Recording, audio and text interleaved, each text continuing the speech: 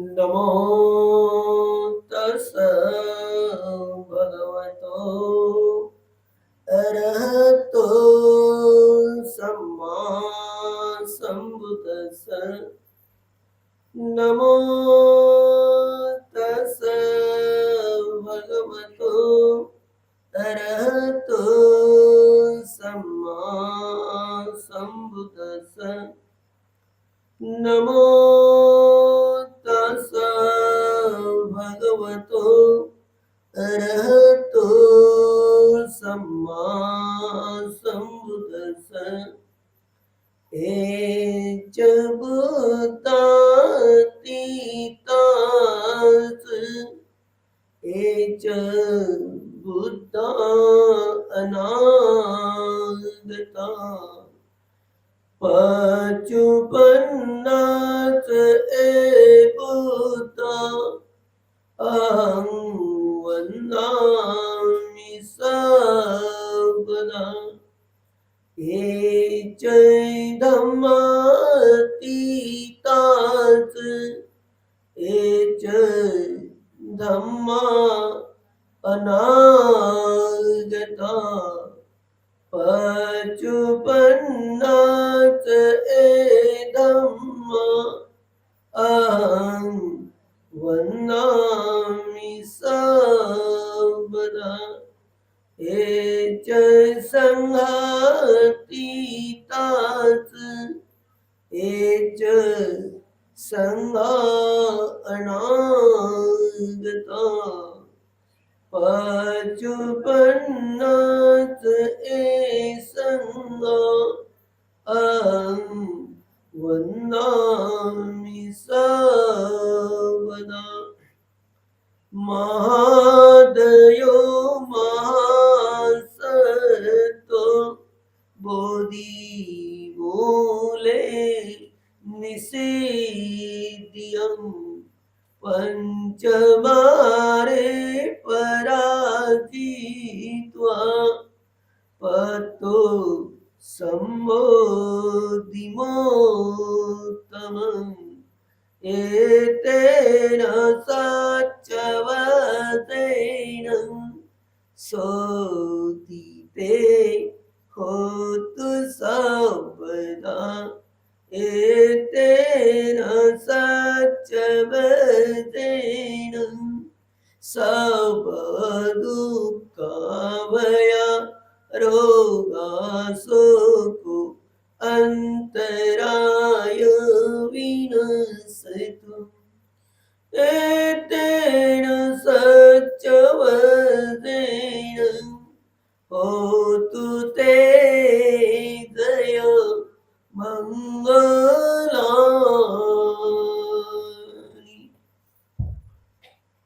Bodhisattva परमपूजनीय doctor Babasaheb Ambedkar श्रद्धा संपन्न उपासक उपासिका बालबालिका, दरवर्षीप्रमाणे ह्याही वर्षी आपण या धम्मधातू विपश्यना केंद्रामध्ये आपण वेळात वेळ काढून अशा पावसाळ्यामध्ये फार लांबून लांबून या ठिकाणी आपण आलेले आहात। तर मनुष्याच्या एक जीवनामध्ये ज्या कठीण गोष्टी असतात त्याच्याकडे माणसाचा एक कल असतो। तर आपण या ठिकाणी आलेले आहात असं या कठीण ठिकाणी स्थान असू नये। तर जीवनामध्ये आपण जन्मास येतो, जीवन जगतो, मृत्यू हा एक आपला अटळ आहे। तरी पण आपलं जे जीवन आहे अनेक जन्मातील कर्माच्या आधारावर, या जन्मातील कर्माच्या आधारावर जे जे कर्म आहे आणि जेव्हा जेव्हा ते कर्म फलश्रुत होत असतात तेव्हा तशी तशी आपल्याला हे जीवन जगण्याची एक संधी मिळत असते, येत असतो आपण। जीवनामध्ये मनुष्याच्या काही वेळ महत्वाचा असतो, काही क्षण असते, काही दिवस असतात. दिवसाचं जरी आपल्याला एक स्मरण झालं तर आपल्या चित्तामध्ये त्या दिवसाच्या एक निमित्तानं आपल्यामध्ये धम्माची जे काही सद्गुण आहेत त्याची पण वाढ होत असते. तर दिवस असतात, काही दिवसाला पौर्णिमा म्हटल्या जात असते, काही दिवस अमावस्या असते, काही दिवस अष्टमी असते. आणि त्याही पौर्णिमेचं नाव असते त्याच्या आधारावर. जसं आपल्या एक जीवनामध्ये एक वैशाख पौर्णिमा म्हटलं तर एक विशेष वाटत असते, कारण की त्या अनेक गोष्टी आपल्या चित्तामध्ये येत असतात. जरी आपण एखाद्या ठिकाणी बसून असलो तरी, आपल्या शरीरानं आपण काही करत नसलो तरी आपलं जे मन आहे तो शब्द ऐकून त्या ठिकाणी जे काही विशेष घडलं त्या ठिकाणी गिरट्या घालत असते. आणि मनातले जे दूषित विचार आहेत त्या वेळेपुरते दूर जातात, चांगले विचार येतात, चांगले संकल्प उत्पन्न होत असतात. अशा प्रकारे ही बुद्ध वैशाख पौर्णिमेचं महत्व विशेष आहे. आता वैशाख झाल्यानंतर कोणती पौर्णिमा आहे?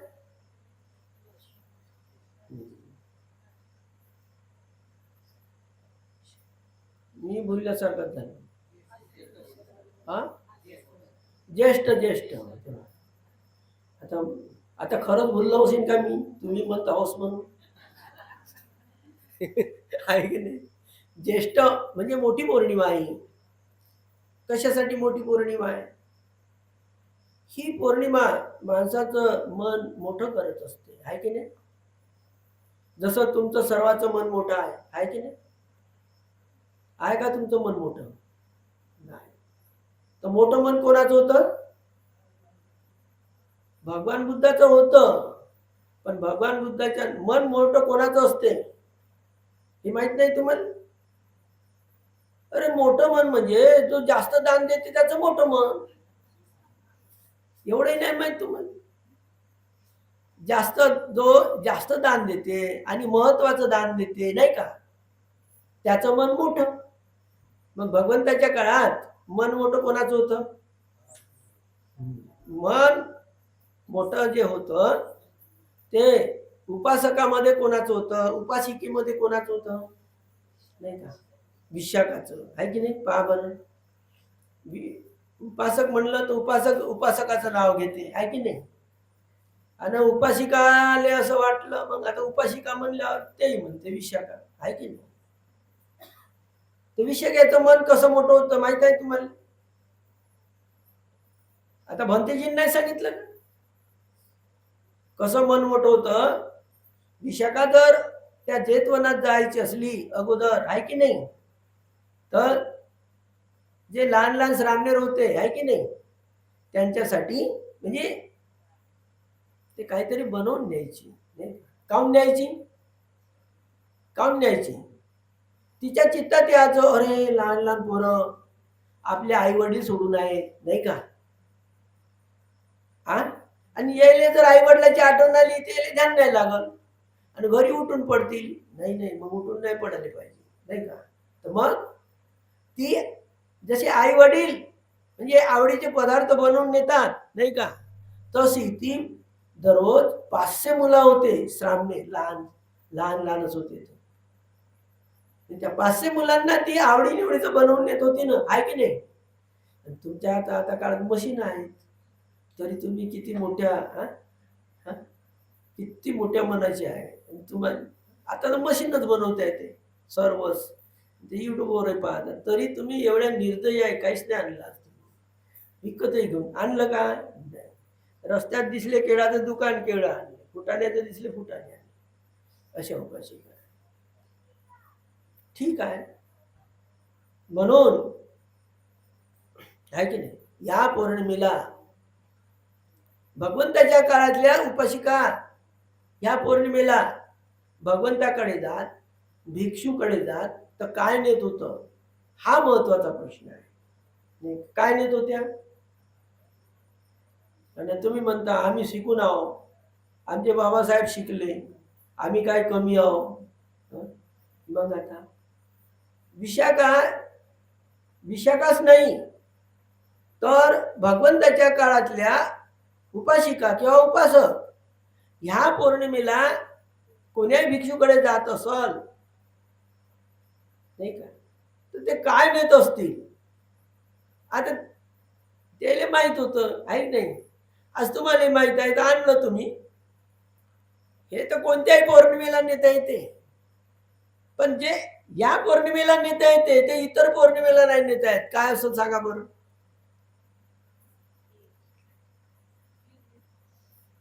हा,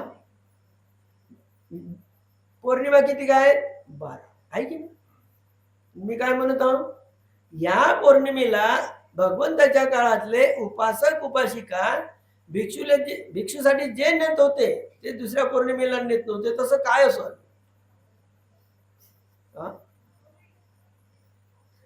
एवढे फेल झालेले लोक मग मले आता कसं हे हे तरी सांगतील काय. तर पहा, तुमच्या लक्षात येईल काय नेत होते तर आहे की नाही. काय नेत असत. एवढ्या झोपा घेता का नागपुरातल्या उपासिका? एवढी टीव्ही पाहणं झोपणं दोनच काम आहेत तुमचे या काळात. आणि भगवंता श्रावस्तीतल्या उपासकाला दोनच काम होते. कोणते? दान तयार करायचं, न्याच नाही का. त्या काळात 2000 भिक्षूचे आसने टाकून होते पुराराम विहारामध्ये, 2000 अनाथपिंडिकाच्या जेतवनामध्ये दररोजचे 2000 आहे की नाही. तर म्हणून तुमच्या जीवनामध्ये आता खूप मोठी चांगली संधी आहे तुम्हाला नाही का. धर्मांतराला किती वर्ष झाले नाही का, किती वर्ष झाले? 56 नाही का.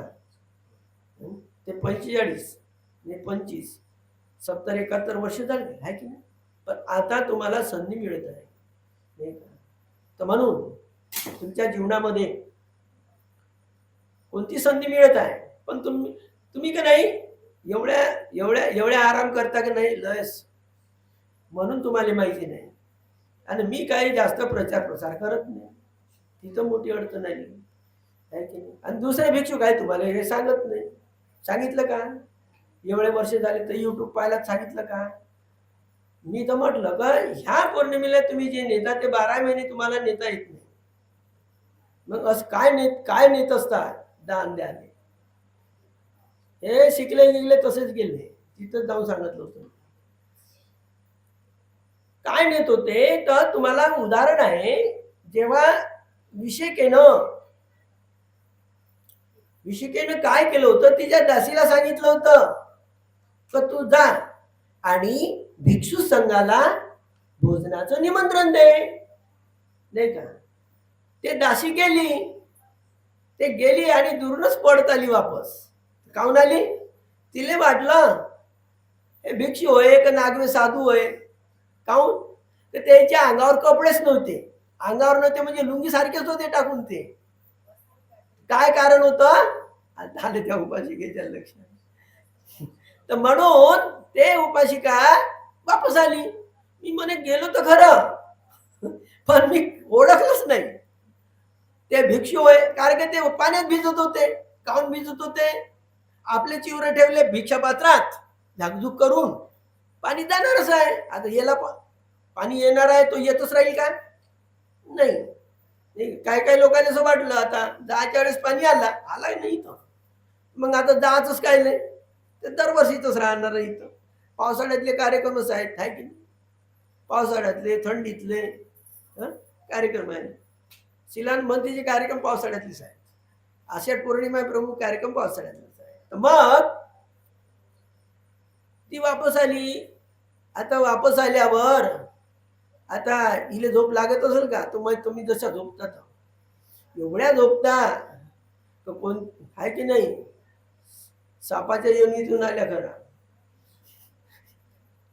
तर म्हणून ते तिले रात्रभर झोप नाही लागली. तिनं चिंतन केलं, काय सांगावं भगवंताने, आहे की नाही. तर भगवंतानं एवढे कडक नियम दिले का भिक्षून तीनच चेवर वापरले पाहिजे. हे 3 चेवर वापरले पाहिजे भगवंतानं सांगितलं. आणि म्हणून भगवंत ती किती भिक्षू श्रद्धेने आहे तर 3च चेवर वापरतात. नाही नाही, मी आता भगवंताकडे जाईन ना, बस मी भगवंताले म्हणेन का वर्षवासात भिक्षूला एक वर्षासाठी का म्हणून एक वस्त्र त्यांना द्यायचं, चिवरापेक्षा लहान, चिवराच्या अर्ध, नाही का, 6 हात लांब आणि 2.5 हात रुंद, म्हणजे भिक्षू त्याचा वापर करतील, नाही का. आता लुंगीवर आहे भिक्षू, ते एक ते घेऊन टाकतील वरतून, मग दिसतील का उघडे नाही, मग माझी दाशी वापस आली असती का. म्हणून तिनं वर्षासाठी का हे दान मागितलं. अजून काय दान आहे की नाही, पण तुम्ही बनवतच नाही तर मी काय सांगत नाही पूर्ण, मी कधीच सांगत नाही धम्म कोणाले पूर्ण, कारण तुम्ही ऐकून सोडून देता ना, म्हणून मी लपवून ठेवतो. आहे की नाही. हे बंदही सांगत होते महामंगलसूत्र म्हणून यायचं झालं मंगल. आता मला सांगू द्या, आता हे नेहमी सांगते. तर म्हणून हे पौर्णिमा तेव्हापासून ज्या उपासिका होत्या, ह्या पौर्णिमेला कुठेही कार्यक्रम असो, आहे की नाही, ते वर्षासाठी का नेत असत, आहे की नाही. तर या वर्षी आणल्या आहे काही लोकांनी वर्षासाठी का, त्याला माहित नाही आम्ही काय बनवत आहोत, कुठं नेत आहोत, काय करत आहोत, पण मी त्याच्याकडून बनवून घेतली, आहे की नाही. तर देती 60-65 तशा बनवलेल्या आहेत, नाही का. आता त्या ज्याने बनवले त्या काही घरी आहेत, म्हणजे 4-5-5-7 आले आहेत, 10-12-15-20 लोक आले असं अमरावती. तर वर्षासाठी का म्हणजे एक चिवरच आहे, पण ते कसं आहे 6 हात लांब आणि 2.5 हात रुंद. ते पावसाळ्यात भिक्षू 3 महिने वापरतो. आणि मोठ्या, आता पहा बरं, एवढ्या मोठ्या तुम्ही बाबासाहेबाच्या उपासिका, मोठे मोठे हार टाकतात, आहे ना, आणि पुढच्या पुढं जातात, बिल्ले लावतात, आणि एक धर्मात माहित नाही तुम्हाला, साधं दान नाही माहीत, या पौर्णिमेला काय दान दिलं पाहिजे भिक्षूले म्हणून. ही अशी, आता तुम्ही कोणत्याही पौर्णिमेला वर्षासाठी का देऊ शकता का, देऊ शकत नाही. अरे तुम्ही द्याल तर कामच नाही त्याचं, वर्षासाठी का कोण्या वेळेस द्या लागते, वर्षवास याच वेळेस द्या लागते, दुसऱ्या वेळेस देताही नाही, याच पौर्णिमेला देता येते, कारण की तो वापरण्याचा कालावधी भगवंताने सांगितलेला आहे. असं नाही आहे की कधी दिलं आणि कधी वापरलं. चिवर म्हणून देता तुम्ही, आहे की नाही, वर्षासाठी. आणि ते काय नाही, तुम्ही एवढं शिवता येते, भंतेजीने सांगितलं रोशनी गेलती म्हणून, आहे की नाही. इकडून तिकडून रेडीमेड घेता आणि देता, अर्ध पुण्य होते, आहे की बापरे. तर म्हणून या पौर्णिमा ही महत्वाची पौर्णिमा उपासिकासाठी, उपासकासाठी वर्षासाठी का दान करत असतात भिक्षूंना, नाही का. असलं त्याची पहिलं तर ते बेड म्हणून वापर करेल भिक्षू, नाही का. पहिलं असेल गेल्या वर्षीची असेल तर बेडशीट म्हणून वापर करेल, नाही का. तर म्हणून ही पौर्णिमा त्याच्यासाठी विशेष आहे. दुसरी ही पौर्णिमा कशासाठी विशेष आहे की भगवान बुद्ध कपिल वस्तूला जेव्हा गेले होते, आहे की नाही, याच पौर्णिमेला त्यांनी महासमय सूक्ताचा पाठ सुद्धा केला. महासमय म्हणजे त्या धम्म संमेलनामध्ये मनुष्यच नव्हते तर देवता लोक सुद्धा होते, ब्रह्म लोक सुद्धा होते. म्हणून ब्रह्मदेशामध्ये ही पौर्णिमा खूप उत्साहाने साजरी करत असतात, नाही का. शिलाचं पालन करतात, ध्यान करतात, आहे की नाही. आपल्या ठिकाणी गेल्या उपासिका तर दाखव जेवण करतात, नाश्ता करतात, असे नाही ठिकाणी. एक दिवस त्याला उपाशी राहणं कठीण होते. पौर्णिमेच्या दिवशी गोळ्या चालू आहेत म्हणते, कोणत्या गोळ्या चालू आहेत, कोणत्या गोळ्या देते डॉक्टर, किती दिवस खातात. म्हणून ही ज्येष्ठ पौर्णिमा मोठी पौर्णिमा आहे, मोठा दिवस राहते, आहे की नाही. कधी सुरुवात झाली 3 वाजता, नाही का, आणि उद्या पहाटेच खतम होईल मोठी पौर्णिमा. याच पौर्णिमेच्या दिवशी संघमित्रा आणि महामहेंद्र हे श्रीलंकेला गेले. नाही का. आणि म्हणून ही पौर्णिमा खूप मोठी महान समजतात श्रीलंकेतील लोक, उपासक उपासिका. ही पौर्णिमा श्रीलंकेत ही ज्येष्ठ पौर्णिमा आहे. तर म्हणून आणि ह्याच पौर्णिमेला नाही का तपस्वी आणि भल्लिक नाही का यांनी भगवान बुद्धांनी आपलं जे अधिष्ठान होतं त्याच्या अगोदर कोणी भोजनदान दिलेलं नव्हतं नाही का. पठमंग बोधी पल्लकं द्वितीयं चर्णिमेषं तृतीयं चक्कमनं चतुर्थरत्नाघरं पंचम त्या अत्पाल वृक्षा खाली साथी सातचो नाही का. म्हणजे 5वा आठवडा येईल ना. म्हणजे पहिला 5 गोष्टी 4 हप्ते नाही का. 4 हप्ते धरले तर शेवटचा 5वा पंचम अज्जपालंच. म्हणजे अज्जपाल पंचम मग ती पौर्णिमा होती ना. अज्जपाल म्हणजे त्या अज्जपाल वृक्षा चतुर्थ रत्नागरं पंचम सप्तम राधा आहे. तर त्या ठिकाणी 5वी पौर्णिमा आहे. त्याच पौर्णिमेला तपस्वी आणि भल्लिक आली होती म्हणतात. त्याच पौर्णिमेला भगवंतांनी जेव्हा त्या सुजातानं खीर दिली होती नाही का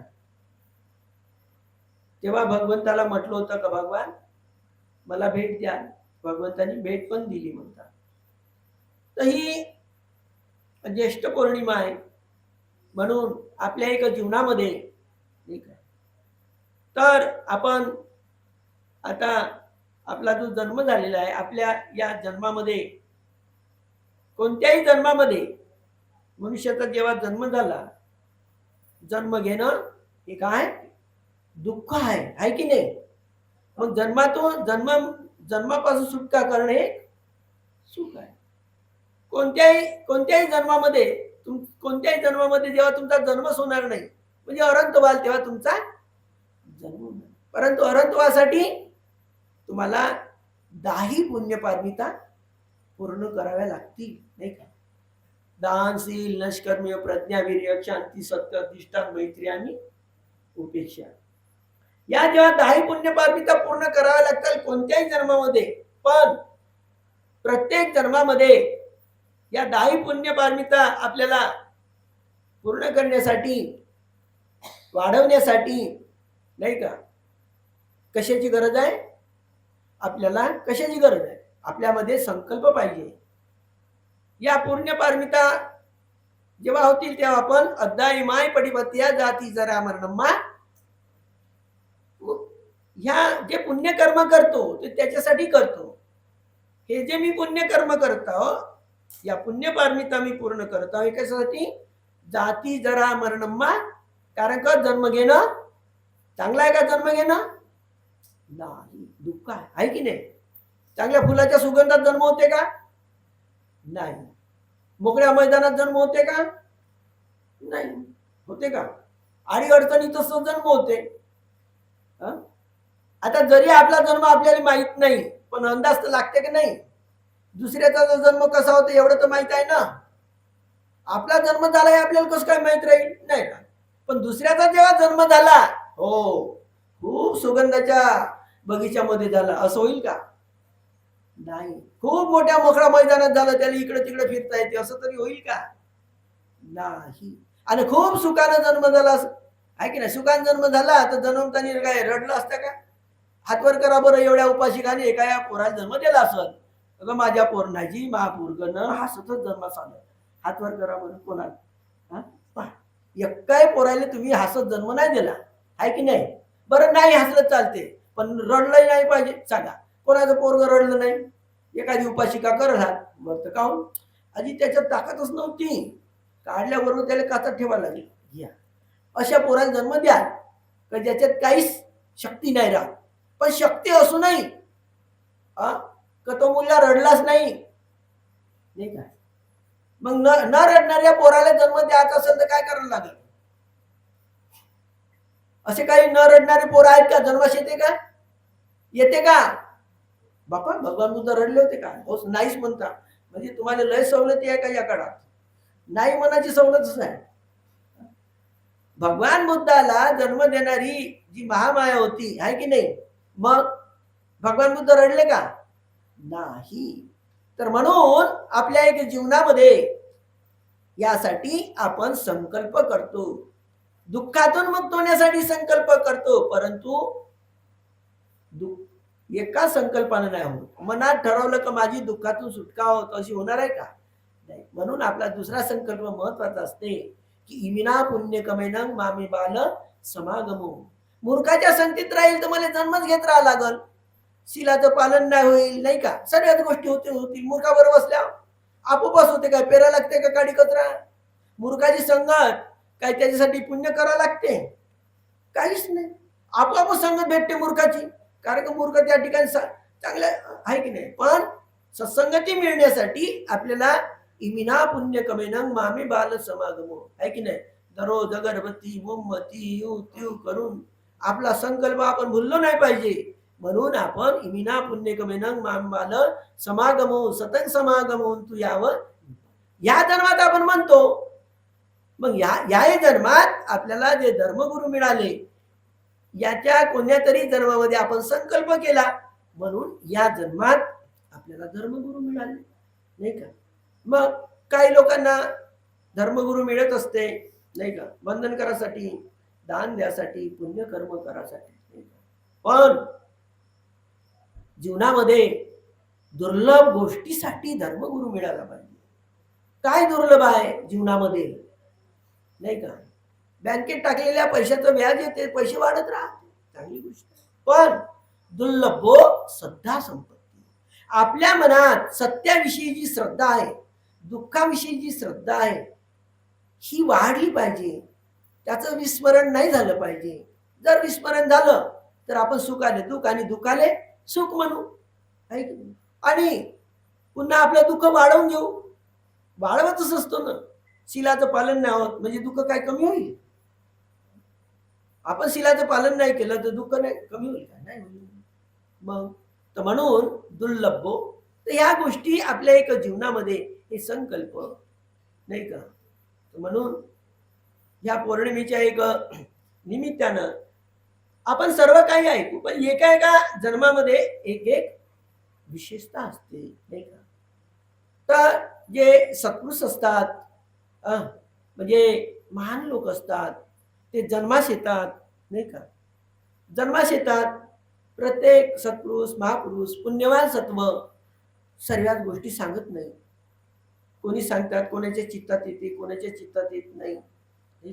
पण ह्या निसर्ग, हा जो निसर्ग आहे, हे जे ब्रह्मांड आहे, नाही का, हे सर्व नियम, तुमच्या देशाची घटना, तुमचा दिवस, सर्व काही आहे त्याच्या आधारावर चालत असते.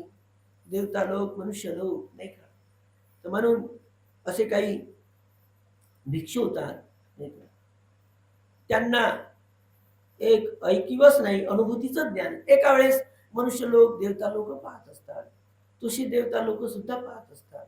तर ते लोक अशी, म्हणजे ते पूर्ण एक संविधान आपल्या या मनुष्य लोकांच्या समोर एक संविधान, निसर्गाचं संविधान ठेवत असतात.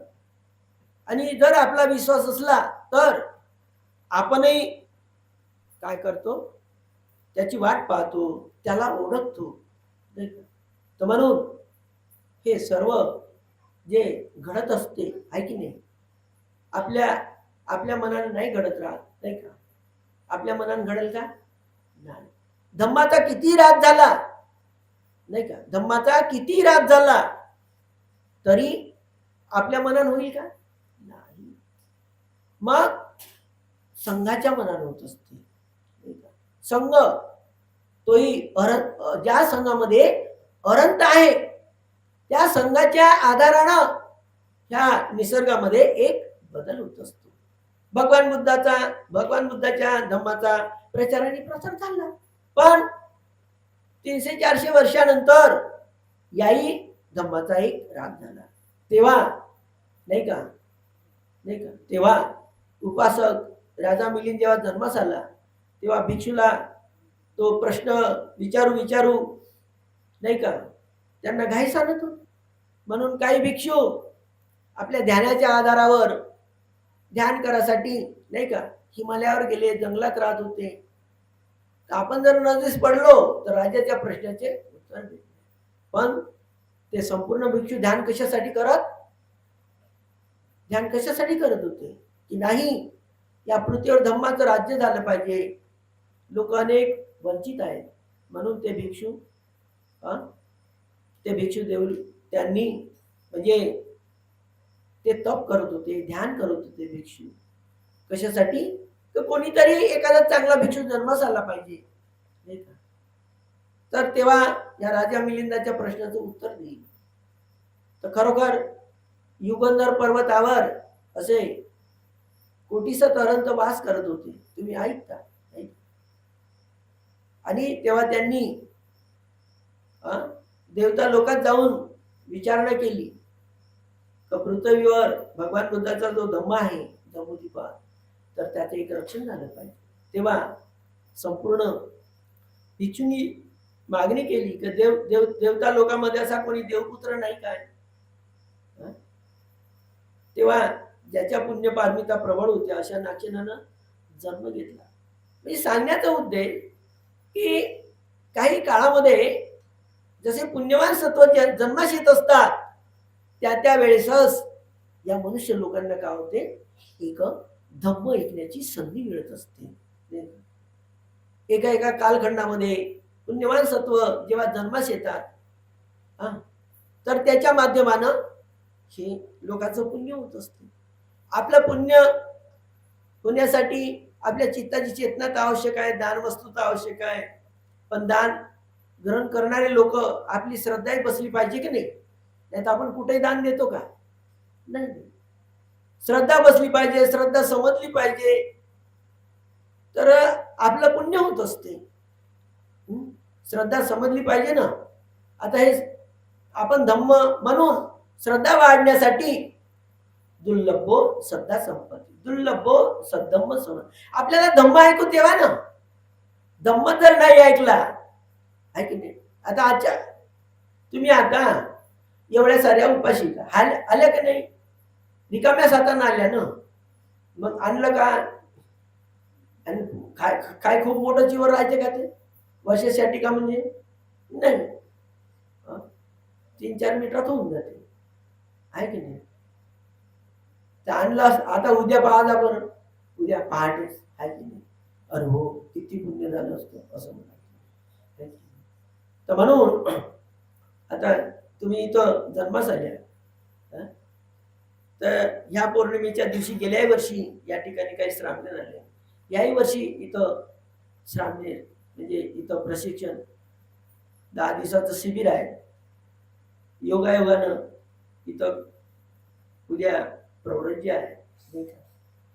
दुर्लभो पपजित भाव, दुर्लभ आहे. प्रवजित म्हणजे भिक्षू आपल्याला कमीत कमी वेळामध्ये जास्तीत जास्त पुण्य पारमिता वाढवण्यासाठी, कमीत कमी वेळामध्ये जास्तीत जास्त पुण्य पारमिता वाढवण्यासाठी, अनंत होत पर्यंतच्या पुण्य पारमिता वाढवण्यासाठी प्रवचित होणं, चिवर घेणं, श्रामणेर तरी बनणं. कमीत कमी श्रामणेर तरी बनणं किती कठीण आहे. चित्तात उत्पन्न तर झालं पाहिजे, चित्तात उत्पन्न झालं पाहिजे. एवढे मोठे मोठे होत तर आहे की नाही. मग आहे की नाही, तसंच होते. तर म्हणून आता पूर्वीपेक्षा धम्माची जिकडे तिकडे वाढ होत आहे. आम्ही ऐकत आहोत चारही दिशेला, ठीक आहे. असा ब्रह्मदेशातील एक आमच्याकडे एक भंतीजी आलेले आहेत नाही का. ध्यान करतात नाही का, 12-12 8-8 घंटे, 8 आणि 4 8 घंटे ध्यान करतात शून्यगारामध्ये. आणि ते त्रिपुराहून आले नाही का. त्रिपुरा ब्रह्मदेशाच्या जवळ आहे. त्रिपुरामध्ये एक ब्रह्मदेशाचं महाविहार आहे. त्या महाविहारामध्ये 120 मुलं श्रामणेर आहेत, 13, 14, 12 वर्षाची. आणि ते मुलं परियती म्हणजे भगवान बुद्धाची वाणी कंठस्थ करत असतात, मुखातून उच्चारण करत असतात. आणि त्यांना असं वाटते बुद्धाची वाणी आपण उच्चारण केली पाहिजे, कंठस्थ. ह्या तर गोष्टी आहेत. पण ते मुलं संध्याकाळी काहीच खात नाही. फक्त ते तुम्ही काय म्हणता, कोका कोला नाही म्हणता का, थम्सअप की, बस एवढंच पितात. त्याच्यात लय दम राहते का?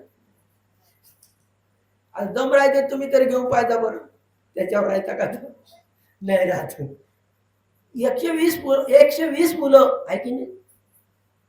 मग मनात असं झालं ते ऐकता ऐकता का लवकर जाऊन ते डोळ्यानं पाहावं.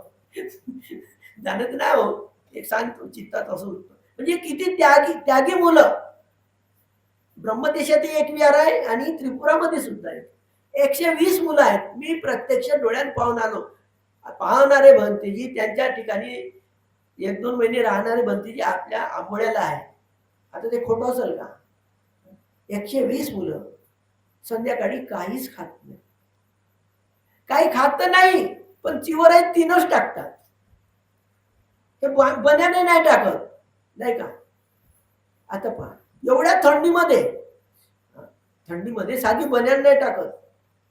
आता माझाही विश्वास नव्हता, पण मी बुद्धगयाला जेव्हा राहिलो ना, तर लहान लहान मुलं काही तेवढं नाही, पण काही भिक्षू जे पाहिले खरोखरच ते 3च चिवरे टाकणार होते एवढ्या थंडीत गेलो तरी. आणि ते सुती, असं नका समजू उलनच सुती. मी पाहिलं आहे काय भिक्षूला, बरमी भिक्षूला. म्हणजे भगवान दुर्लभो श्रद्धा संपत्ती, म्हणजे त्यांची जे श्रद्धा आहे तर आपल्याही मनामध्ये काहीतरी एक अंश तयार होत असते. किती किती श्रद्धा. आजच्या काळात त्या त्रिपुरामध्ये एवढे 120 मुलं सामील आहेत. तर म्हणून जगामध्ये धर्म नाही आहे का? आणि एवढ्या वर्ष धर्मांतराला झालंय. मग तुमच्या मुलं, तुम्ही तर काही मुलं द्याची तरी इच्छा आहे का? नाही दिले. दुसऱ्याने दिले त्याच्याकडे तरी थोडस काही नाही का, तिकडे लक्ष नाही. तर म्हणून आता उद्या पाहाल नाही तर आहे की नाही. काही मुलं तर 6-6 वर्षाचीच आहे, 2 पोरं आहे. मला म्हणे चिवर कधी द्याल. मी म्हणलं याले चिवर 6 वर्ष, त्याचं वय 7 वर्ष आहे. मी त्याला म्हणलं पाय मी चिवर देईन, जो पोरगा मला म्हणाल का भंतीजी मला अगोदर मारा, मी त्याला पहिल्यांदा चिवर देईन म्हणलं. ते हात वर करते. म्हणजे लहान लहान पोरं आहे. 78 मुलं आहेत, एकूण 78 मुलं आहेत. तर आपण सर्वच पाहतो आहे की नाही. पण दुर्लभोपजीत भाव सर्व संघ पाहतो, नाही पाहतो का? कुत्र्याचा संघ पाहतो, मेंढराचा पाहतो, नाही का? सर्वांचा पाहतो, माणसाचाही पाहतो, सफेद कपडे टाकणाराचाही पाहतो. पण भगवान बुद्धाच्या वस्त्राचा संघ पाहणं डोळ्यानं किती महत्व. म्हणजे दुर्लभ प्रवजितांचा संघ पाहणं, ज्या संघामध्ये अरंत होत असतो, नाही का, अशा संघाला डोळा भरून पाहणं किती कठीण आहे. आता तुम्हाला ती संधी मिळत आहे, नाही का? केळझरला पण ती संधी आहे. अशा संघाला पाहणं, वंदन करणं आहे की नाही. आणि थोडं ना थोडं, नाही का, दान देणं. आणि नाही देणं झालं तर पौर्णिमेच्या दिवशी उपाशी राहणं. अरे कोणाच्या नाही देणं झालं तर उपाशी राहायचं. उपाशी राहिल्यावर तर देता येईल. 4 उपवास तर करायचे तर 6 करून टाकायचे, काय म्हणाल का? ज्यानं 4 केले त्याला माहित आहे 2 दिवस वाढवून टाकेल. पण मी दान करू, दान. ते भंती सांगत होते ना, तिकडले लोक एवढे गरीब आहे तरी ते दान करतात, एवढे गरीब आहे तरी दान करतात, नाही का? तर म्हणून दानं ददन्तु सद्दायं शीलं रक्षन्तु सपदा भावना विरतावन्तु गच्छन्तु देवता. जो व्यक्ती दान देतो, शीलाचं पालन करतो, त्याची सुगती होत असते. तर म्हणून जीवनामध्ये आपण आपल्या जीवनामध्ये काय आहे, दान दिलं पाहिजे. बाह्य वस्तूचं नाहीतर रक्तदान दिलं पाहिजे. देतो का आपण? रक्त दिलं पाहिजे, झाडून केली पाहिजे, सेवा केली पाहिजे.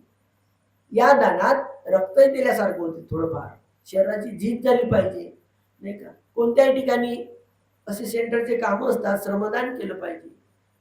आपण तेवढ्या गोष्टी नाही करू शकत. श्रीलंकेतले लोक करतात. कोणी श्रीलंका पाहून आले असतील ना, मोठे मोठे विहार आहेत. हं? एक युद्ध झालं आणि त्या युद्धात बरेचसे लोक नष्ट झाले. ते संपूर्ण विहार, बरंच विहार श्रमदानात बनवलेलं आहे संपूर्ण श्रीलंकेतल्या लोकांनी. आपली तुम्ही दीक्षाभूमी पाहता ना, किती मोठं स्तूप आहे आपल्या दीक्षाभूमीचं. असे 5-6 स्तूप आहेत तिथे, खूप मोठे मोठे, लय असेल लागत. पण एक स्तूप सर्व श्रमदानातून बनलेला आहे. म्हणजे श्रमदानाचं जे महत्व आहे हे विशेष विशेष पारमिता वाढत असते कोणत्याही ठिकाणी आपण श्रमदान केलं तर, नाही का. तर म्हणून आपल्या या जीवनामध्ये ह्या ज्या पौर्णिमा आहेत, हे जे स्मरण आहे, चिंतन आहे, ज्या दुर्लभ गोष्टी आहेत त्या विशेष कशा वाढल्या पाहिजे. म्हणून जीवनामध्ये भगवंतांनी तर सांगितलं, काय सांगितलं भगवंतांनी, की या 4 ठिकाणाला भेट दिली पाहिजे, नाही का. बुद्धगया, कपिलवस्तू. आता तुम्हाला वाटत असेल हे तर बंदीजी दुसरी बंदी सांगते आपण, आहे की 4 ठिकाणाला भेट दिली पाहिजे. आधी किती वेळा दिली, यांना काय जातच राहू. अरे गेल्या जाणाऱ्या लोकांचे प्रकार आहे ना, काही आंधळे लोक जाते, काही अपंगही जाते, आहे की नाही. अपंगही जाते ना. अपंगही 2-4 प्रकारचे आहेत ना. जसा ज्या माणसाला हातच नाही तो हात जोडेल का? नाही. पण हात असणारा माणूस हात जोडते का? ज्या माणसाला हात नाही तो जोडलच नाही, पण त्याला असूनही हात नाही जोडत, असे लोक आहेत ना. मग ते अपंगच झाले ना. बुद्धाच्या ठिकाणी जाऊनही ते हात नाही जोडत, मग अपंग नाही झाले का? मग तुम्ही आपण गेलो ना अपंगासारखे श्रीलंकेचे लोक, नाही का. ते म्हणत काय आहे न वाचे न त्या विहाराच्या भोवताल सम्राट अशोकाचं, संघमित्राचं, महेंद्राचं स्मरण करत करत ते त्या विहाराच्या भोवताल फिरतात. त्यांना असं वाटत असते माझं किती भाग्य निघालं, माझी किती पुण्यकर्म फळाला आले, मला या ठिकाणी येण्यासाठी वेळ मिळाला आहे. नाही ते खालची बापणी वर नाही, वरची बापणी खाली, आणि तुम्ही जाता नसे डोलक्यात येतात तिथं त्या बोधी वृक्षाखाली, आहे की नाही. मग ते त्या देशातले कसे लोक आहेत. तुम्ही काय वंदन नाही करत, वाचन नाही करत, कुठं तिथं बुद्ध गायला जात. आता एवढे गेले, नाही का. काही काही गोष्टी काही माहीत राहतात का. आता एवढे तुम्ही प्रवचन ऐकता, आहे की नाही. आता हे तर प्रवचन कोणी सांग. आता मी तुम्हाला एक प्रश्न करतो, बिलकुल लहानसा. आता लहानसा नाही तर काय करीन, लहानसा बंधूजी काय मोठा प्रश्न करणार आहे आणि उत्तर आहे काय. आता तुम्ही एवढे युट्यूब पाहिले, मोठ्या मोठ्या जागतिक लेवलचे भौतिक आहे, ज्ञानज्योती आहे, ज्ञानरक्षित. आता मी एक प्रश्न करणार आहोत तुम्हाला, त्याचं उत्तर तुम्ही देता का तर समजते. कोणतं असं सांगा. भगवान जे बुद्ध आहेत, आपण जे म्हणत असतो एच बुद्धा अतीताचं, एच बुद्धा अनागता, पचुपन्नाच एक बुद्धा म्हणून म्हणतो ना. एच बुद्धा अतीताचं, एच बुद्ध म्हणजे अगोदरचे जे बुद्ध होऊन गेले, वर्तमान काळातले सिद्धार्थ गौतम बुद्ध आणि पुढे मैत्रेय बुद्ध होणार. मग हे जे बुद्ध आहेत, या बुद्धाच्या ज्या विशेषता आहेत 4ही बुद्धाच्या, आता हो म्हणणार नाही तर नाही म्हणणार तुम्ही, ह्या तुम्ही ऐकल्या आहे काय. 4 गोष्टी त्याच्या एक समान असतात. तर 4 गोष्टी कोणत्या समान असतात. एक ही गोष्ट समान असते की बुद्धत्व प्राप्त करण्याचं एकच ठिकाण राहते, नाही का. हे अगोदरचे जेवढे बुद्ध झाले त्या बोधी वृक्षाच्या खालीच त्यांनी बुद्धत्व प्राप्त केलं. एक दुसरी गोष्ट, धम्मचक्र प्रवर्तन त्याच ठिकाणी करतात, म्हणजे सारनाथलाच करतील, नाही का. तिसरं, त्यांचं जे निवास असते एकच ठिकाण असते. जसे अगोदरचे बुद्ध झाले कुकुसंद, कोनागमन, काश्यप, नाही का. यांचं जे जास्तीत जास्त निवास बुद्धाचं, सिद्धार्थाचं नाही, बुद्धाचं जे निवास असते हे एकच ठिकाण असते. ते कोणतं आहे. आता थांबा, सांगा ना कोणतं आहे. बुद्धाचं निवास आराम करण्याचं जास्तीत जास्त वेळ कुठं आराम केला. श्रावस्तीला ना. म्हणून अगोदरचे जे बुद्ध आहेत ते श्रावस्तीलाच निवास करतील. तुम्ही ऐकलं का एखाद्या उपासिकेनं. नाही. जे पुढचे मैत्र बुद्ध तिथंच निवास करतील, हे विशेषता असते. तिसरी गोष्ट. चौथी, आता चौथी माहित आहे का तुम्हाला? नाही. जेव्हा भगवान बुद्ध, कोणते बुद्ध देवलोकात जेव्हा वर्षवास करतात तर ते उतरतात संकिशाला. हे चौथी गोष्ट. ह्या चारही गोष्टी विशेष आहेत, म्हणजे या चारही बुद्धासाठी. म्हणून आपल्या जीवनातही ह्या चारही ठिकाण आपण तर लुंबिनी, कुशीनगर या ठिकाणी जाऊन येतोच. सारनाथ बुद्धगयात आपल्याला माहितच आहे. पण हे संकिशा सुद्धा, नाही का, संकिशाची सुद्धा एक विशेषता आहे, नाही का. तुम्हाला या लोक आहे, परलोक आहे, डॉक्टर बाबासाहेब आंबेडकरांनी बुद्धांनी त्याच्या धम्मामध्ये तर सांगितलंच आहे की नाही? मग आहे, कोण पाहिलं, कोणत्या ठिकाणी पाहिलं? या लोक आहे, परलोक आहे, कोण पाहिलं, कोणत्या दिवशी पाहिलं, नाही का, कोण पाहिलं, कोणत्या दिवशी पाहिलं. तर साध्या डोळ्यांनी सुद्धा मनुष्य लोकांनी देवता लोकाला पाहिलं आणि देवता लोकांनी मनुष्य लोका पाहिलं. आणि ते ठिकाण म्हणजे संकिष्या. जेव्हा भगवान बुद्ध आले तर त्यांच्या स्वागतासाठी देवता लोक आले, ब्रह्मलोक आले त्या संकिष्यामध्ये, आहे की नाही. आपण जसे पक्षी पाहतो, नाही का, तसे ते देवता लोक पाहत होते साध्या डोळ्यानं. साधे गृहस्थ, साधे उपासक. मग त्या परिसरातले लोक, आता किती झालं, संपूर्ण जम्मूद्वीपातले लोक तिथं गोळा झाले असेल का? नाही. पण त्या परिसरातले लोक तर गोळा झाले असत. मग त्या लोकांना किती मोठा लाभ झाला. म्हणजे ध्यान न करता, दिव्य दृष्टी न प्राप्त करता, साध्या डोळ्यांनी इकडं भगवंतालाही पाहत आहेत, ते उतरत आहेत, आणि सर्व देवता लोकांना पाहत आहेत, मनुष्य लोकांना पाहत आहेत, नाही का. मग किती पुण्य. म्हणून आपल्या या जीवनामध्ये ह्या चार ठिकाणी आपण कुशीन, हे जे आपलं सारनाथ बुद्धगयात आपल्याला मुखातच आहे की नाही. पण संकिशाला सुद्धा आपण जाऊन आलं पाहिजे कधीतरी. आले का? हात वर करा बरं. संकिशाला कोण कोण गेले? दोन संकिशा गेले. कोण कोण गेले? उपासिका पहा. एवढे एक हातही नाही वर कर. आणि गेले असेल तर भुलते बा, एक दोन उपासिका आहे संकिशाला. हे कलेक्टर, युवती लोक, जिल्हा लेवलचे लोक आहे माझ्यासमोर, पण काय डोकं नाही दिले, जाऊनच नाही आले, टाइमच नाही भेटत म्हणते संकिशा. तर ते आपली जी पौर्णिमा नाही का वर्षवासाची, त्या दिवशी भगवंत देवता लोकातून आले होते. तर म्हणून हे सुद्धा ठिकाण आपण जे सत्यक्रिया करतो, म्हणतो एच बुद्धा तिथाच, एच बुद्धा अनागता. जसा सिद्धार्थ गौतमाचा जन्म लुंबिनीमध्ये झाला, तर मैत्रेय बुद्धाचा जन्म तिथं थोडा होणार आहे, शहराचा नाही होणार आहे. जसं भगवंताचं महापरिनिर्वाण कुशीनगरला झालं, असं मैत्रेय बुद्धाचं नाही होणार आहे. पण बुद्धत्व प्राप्त त्याच ठिकाणी होणार आहे, आणि धम्मचक्र प्रवर्तन त्याच ठिकाणी होणार आहे, आणि भगवंताचं जे निवास आहे अनाथ पिंडिकाने दिलेलं त्याच ठिकाणी मैत्रेय बुद्ध निवास करतील, आणि अगोदरचे बुद्ध पण निवास करतील.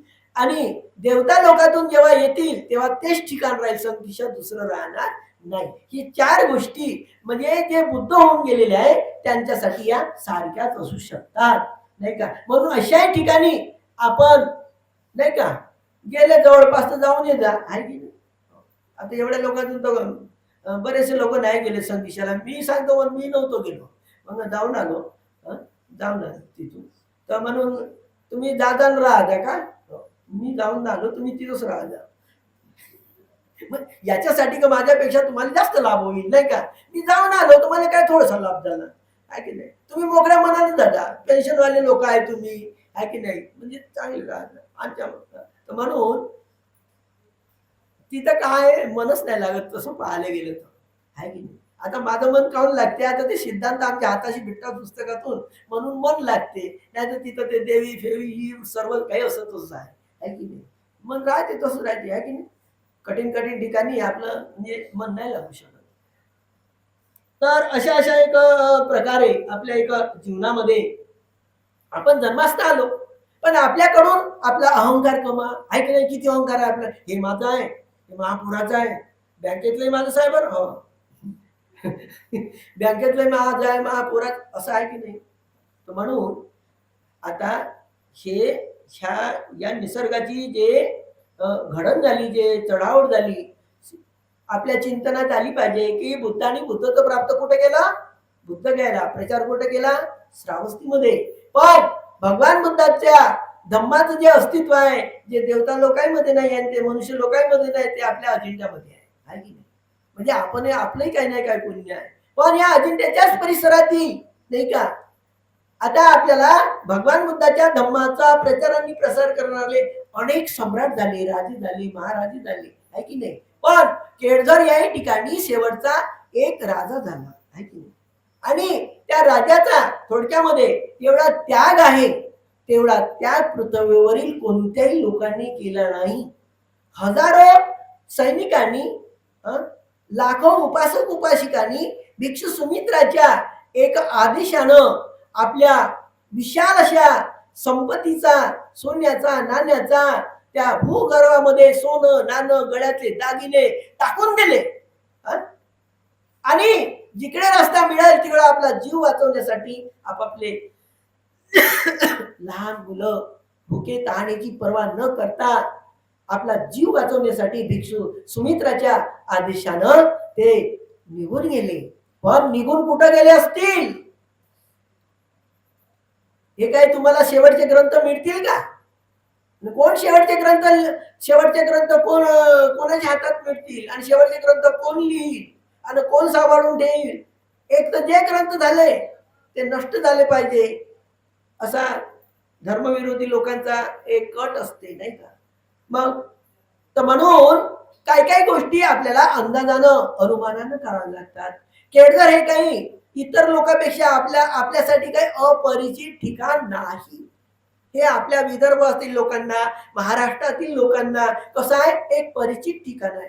एवढा मोठा महाराष्ट्र असेल तरी डॉक्टर आंबेडकरांच्या धर्मांतरामुळे आपण नागपूरशी जोडलेला आहोत सर्व महाराष्ट्रातील बौद्ध बांधव. तर मग केळझर हे आपल्यासाठी काही नवीन आहे का? नाही आहे.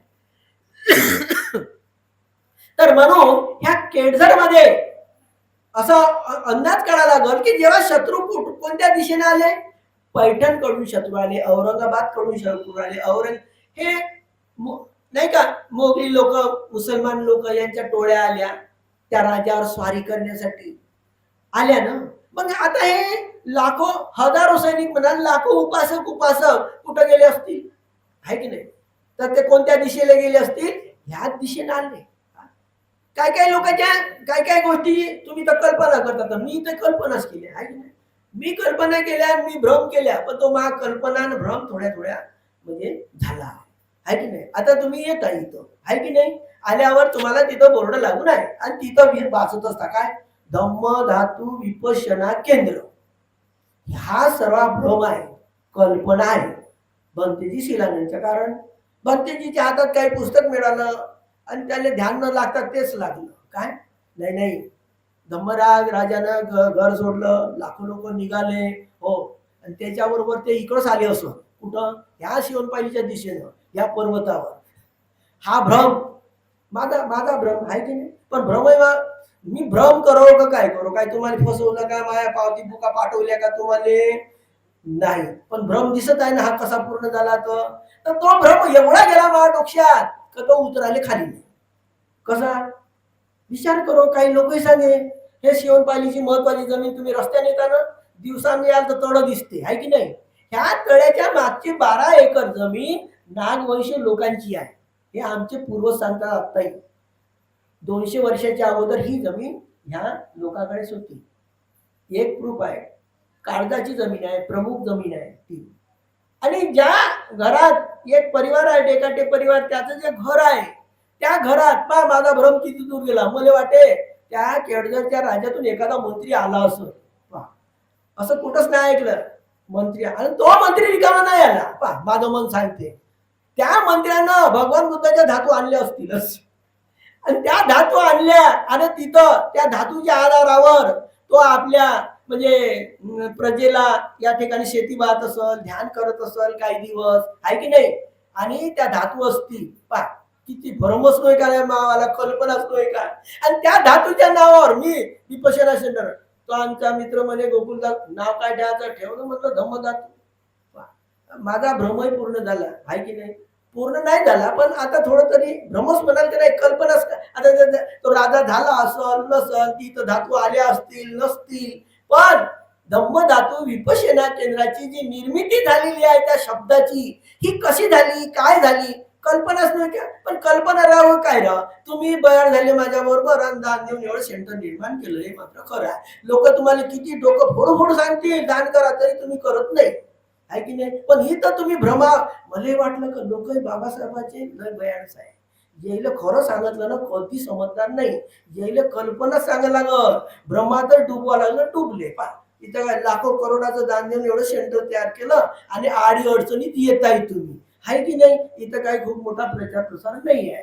तर पहा, तर म्हणून कधी कधी काय काय गोष्टी मनात जेव्हा उत्पन्न होतात, पण त्या कमीत कमी आपलं जे सेंटर आहे खूप काही स्टँडर्ड नाही आहे. आता त्याच कल्पना पूर्ण झाल्या का. आता आता जे इथं उद्याचं जे भवितव्य पहा, उद्या चित्र पहा, आहे की नाही. गेल्या वर्षी आमच्या जळजर मध्ये चांगले सर आहे ते खोबरागडे म्हणून, त्यांची मानसिकता पूर्ण समर्पित, पूर्ण पेन्शन खर्च करतात लहान लहान मुलासाठी.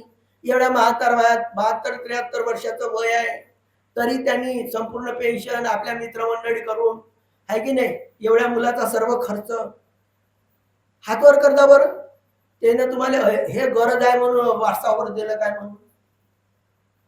एवढ्या आता उपासक उपासिका आल्या आहेत, तुम्ही एखादा मेसेज दिला तर आमच्या मुलासाठी आपल्या श्रद्धेनं इच्छेनं काहीतरी दान करजा म्हणून, नाही केला, आहे की नाही. चोराला चोर दिसते, तुम्हाला जसे मेसेज आले नसे पाठवाल तर सर्व बँक खाली करायला लागेल, असे पागल लोक आहेत, आहे की नाही. असे हे कलेक्टर फलेक्टर हे जिल्हाधिकारी तसेच आहे. येईल का येईल, याले चाकू दाखवला ना बरोबर देतील, चेकवर सही करतील. चालेल. फार डोळे असून आंधळे लोक आहेत ते, अर्धे पागल आहेत. आता त्याला वाटते त्याला भंतेची थोडीशी नशा उतरवती, मी काय पूर्ण नाही उतरवत. तर म्हणून आपल्या जीवनामध्ये किती महत्वाची गोष्ट. आता आता मला वाटते मी काय तेवढा शिकला नाही, काय नाही बाबा, तरी ते माझ्या संपर्कात होते. म्हणे याच्यावर द्यायचं आहे म्हणे आमच्या श्रावण लोकांना. बरं पाहू पाहू म्हणलं मी, म्हणलं वेळेवर बदलून जातील. याच्याकडे तर खूप मोठे मोठे भंतेजी गेले नाही का, हाताला काय देतील. बरं पाहू, नाही नाही म्हणे तुमच्या स्वतःला द्यायचं आहे. मी म्हणलं पा मी मी बदललो. मी म्हणलं तिथं सतीपटा शिबिर आहे, इथं इथं इथं घ्याल. हा इथं आणतो ना म्हणे पोरं. तर गेल्या वर्षी इथं 45 पोरं आणली, त्यांना चिवर दिलं. आता दिल्यावर ह्या वर्षी म्हणे तुमच्या स्वतःची वर द्यायचं आहे. म्हणलं नाही नाही नाही म्हणे. तर म्हणलं आंबोड्याला घेऊ म्हणलं, थोडेसे आपल्याकडे लोक चांगले आहेत, दानपान देतील बाबा शिबिर सुरू झाल्यावर. ते काय म्हणते नाही तिथंच घ्या म्हणते, ते वातावरण चांगलं आहे आणि चांगला रिस्पॉन्स मिळाला म्हणते. त्या बऱ्याचशा पोरांनी चिवर ठेवलं, वंदना म्हणतात, सूत्रपठण करतात, ध्यान करतात, तिथंच घ्या आहे म्हणलं. महावर्ष आहे की नाही, बांधकामातूनच मला खर्च करावा लागेल, तरी चालला म्हणलं पहा. आणि याही वर्षी आता योगायोगानं उद्या 78 मुलांना आणि दुसरे 10-12 पोरं, अशा 88 मुलांना इथे चिवर द्यायचं आहे.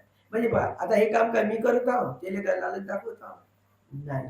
तर म्हणजे हा जो एक भाग आहे की नाही. आणि भगवान बुद्धाचं एक स्वप्न आहे 16 स्वप्नापैकी, की खेड्यापाड्यातच धर्म एक म्हणजे जिवंत राहील, शुद्ध धर्म राहील. हे राजा प्रसेनजिताला 16 स्वप्नापैकी एक स्वप्न पडलेलं होतं, आहे की नाही. म्हणून तुम्ही म्हणते शहरात का नाही जात, तुम्ही म्हणलं भगवंतानं तसं सांगून ठेवलं. मी माझा जन्म खेड्यातच झाला, जमलं तर खेड्यात जसं जमलं तसं करीन, नाही तर मी काही करत नाही. माही काय आणि मी शिकून ना, माव काय तेवढी जबाबदारी नाही. जे भिक्षू जास्त शिकले त्याच्यावर जास्त जबाबदारी, जे शहरातले आहेत ते चांगले त्याच्यावर जास्त जबाबदारी. मी शिकलोय नाही आणि खेड्यातल्या मी मोकळा. धम्माचा प्रचार तुम्ही करा, जमलं तर पाहिजे, आहे की नाही. बस. तर म्हणून जीवनामध्ये काही काही गोष्टी ज्या आपण किती काही नाही म्हटलं, जे जे सत्पुरुष झाले, महापुरुष झाले, त्यांनी भविष्य वर्तवून ठेवलेलं आहे, आपण पाहतो. तर काय होते, शहरातले लोक खूप मोठे भानगडीत राहतात, आहे की नाही. किती दूषित चित्त राहते. कोणी कोणी घरी बसायला आला तर घरच्या लोकांना वाटते हा लवकर का नाही उठून जात, वाटते की नाही, वाटते की नाही तुम्हाला. जास्त बसला तर बरं एकच बसते का, पहिला गेला दुसरा गेला तिसरा, कोणाकोणासाठी चाय मांडाल आणि कुठून दूध आणाल नेहमी, आहे की नाही. म्हणजे चांगल्या मनात तरी पाजत असेल का त्याला घुटभरची आहे, मला वाटत मजबुरी. आता काय म्हणावं, आहे की नाही, काय म्हणावं मला, आहे की नाही. म्हणजे एवढं म्हणजे तो एक सराउंडिंगच तसा राहत असते. म्हणून भगवंतांनी सांगितलं राधा प्रसेनजिताला, आहे की नाही, त्याला स्वप्न पडले 16, आणि 16 स्वप्न मी सांगेन ना, एकही उपाशिका उपाय नाही राहिली. तर असे एकमेकावर आहे, उपाशिका तसेच राहतील आणि उपासकही तसेच राहतील असं लिहिलेलं आहे. मी म्हणलं एवढं सर्व स्वप्न सांगेन तर माझं जीवन जगणं मुश्किल होईल, फक्त एकच स्वप्न जास्त सांगत असतो.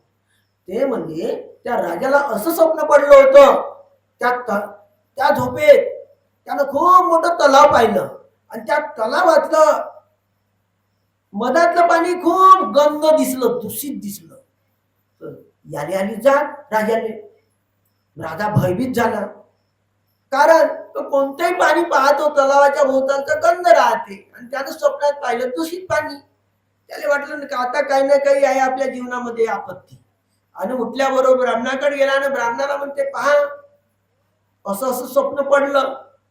तर काय, तर ते ब्राह्मण सांगते, पहा हे या स्वप्नामुळे तुमच्या जीविताला धोका होऊ शकतो, तुमची संपत्ती नष्ट होऊ शकते, तुमचं राज्य नष्ट होऊ शकते. तो म्हणते काही करा पण मला वाचवा. अरे आम्ही आहोत तसे, आमच्या विद्याच तशी आहे, आम्ही वाचवू शकतो, मग यत्न करा. तो लाखो करोडो रुपये खर्च करण्याच्या मागे लागला. 100 गाई 100 बकऱ्या येऊ ती जमा करता करता त्याला त्याची भूकच नष्ट झाली. आणि त्या राणी मल्लिकेनं कितीतरी वेळा त्याचे जेवणाचे ताट वापस नेले. तिला एक वाटलं आता राजाला काय सांगावं काय नाही. आता जाते इकडं तिकडं पाहत नाही, ते उभी राहिली. तिला धकून चाललं. अरे म्हणते काय, आता तू मधात येऊ नको म्हणते, महाकाम मल्ली करू. काय झालं, काय असं असं झालं.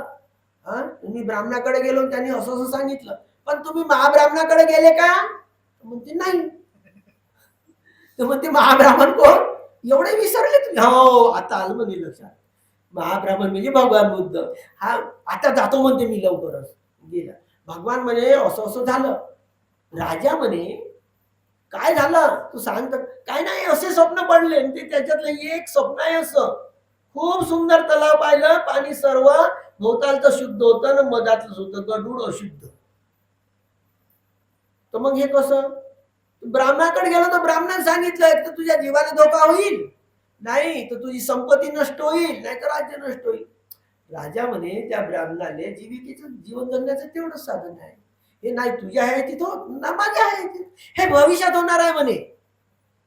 भविष्यात पहा बरं तसंच होते की नाही.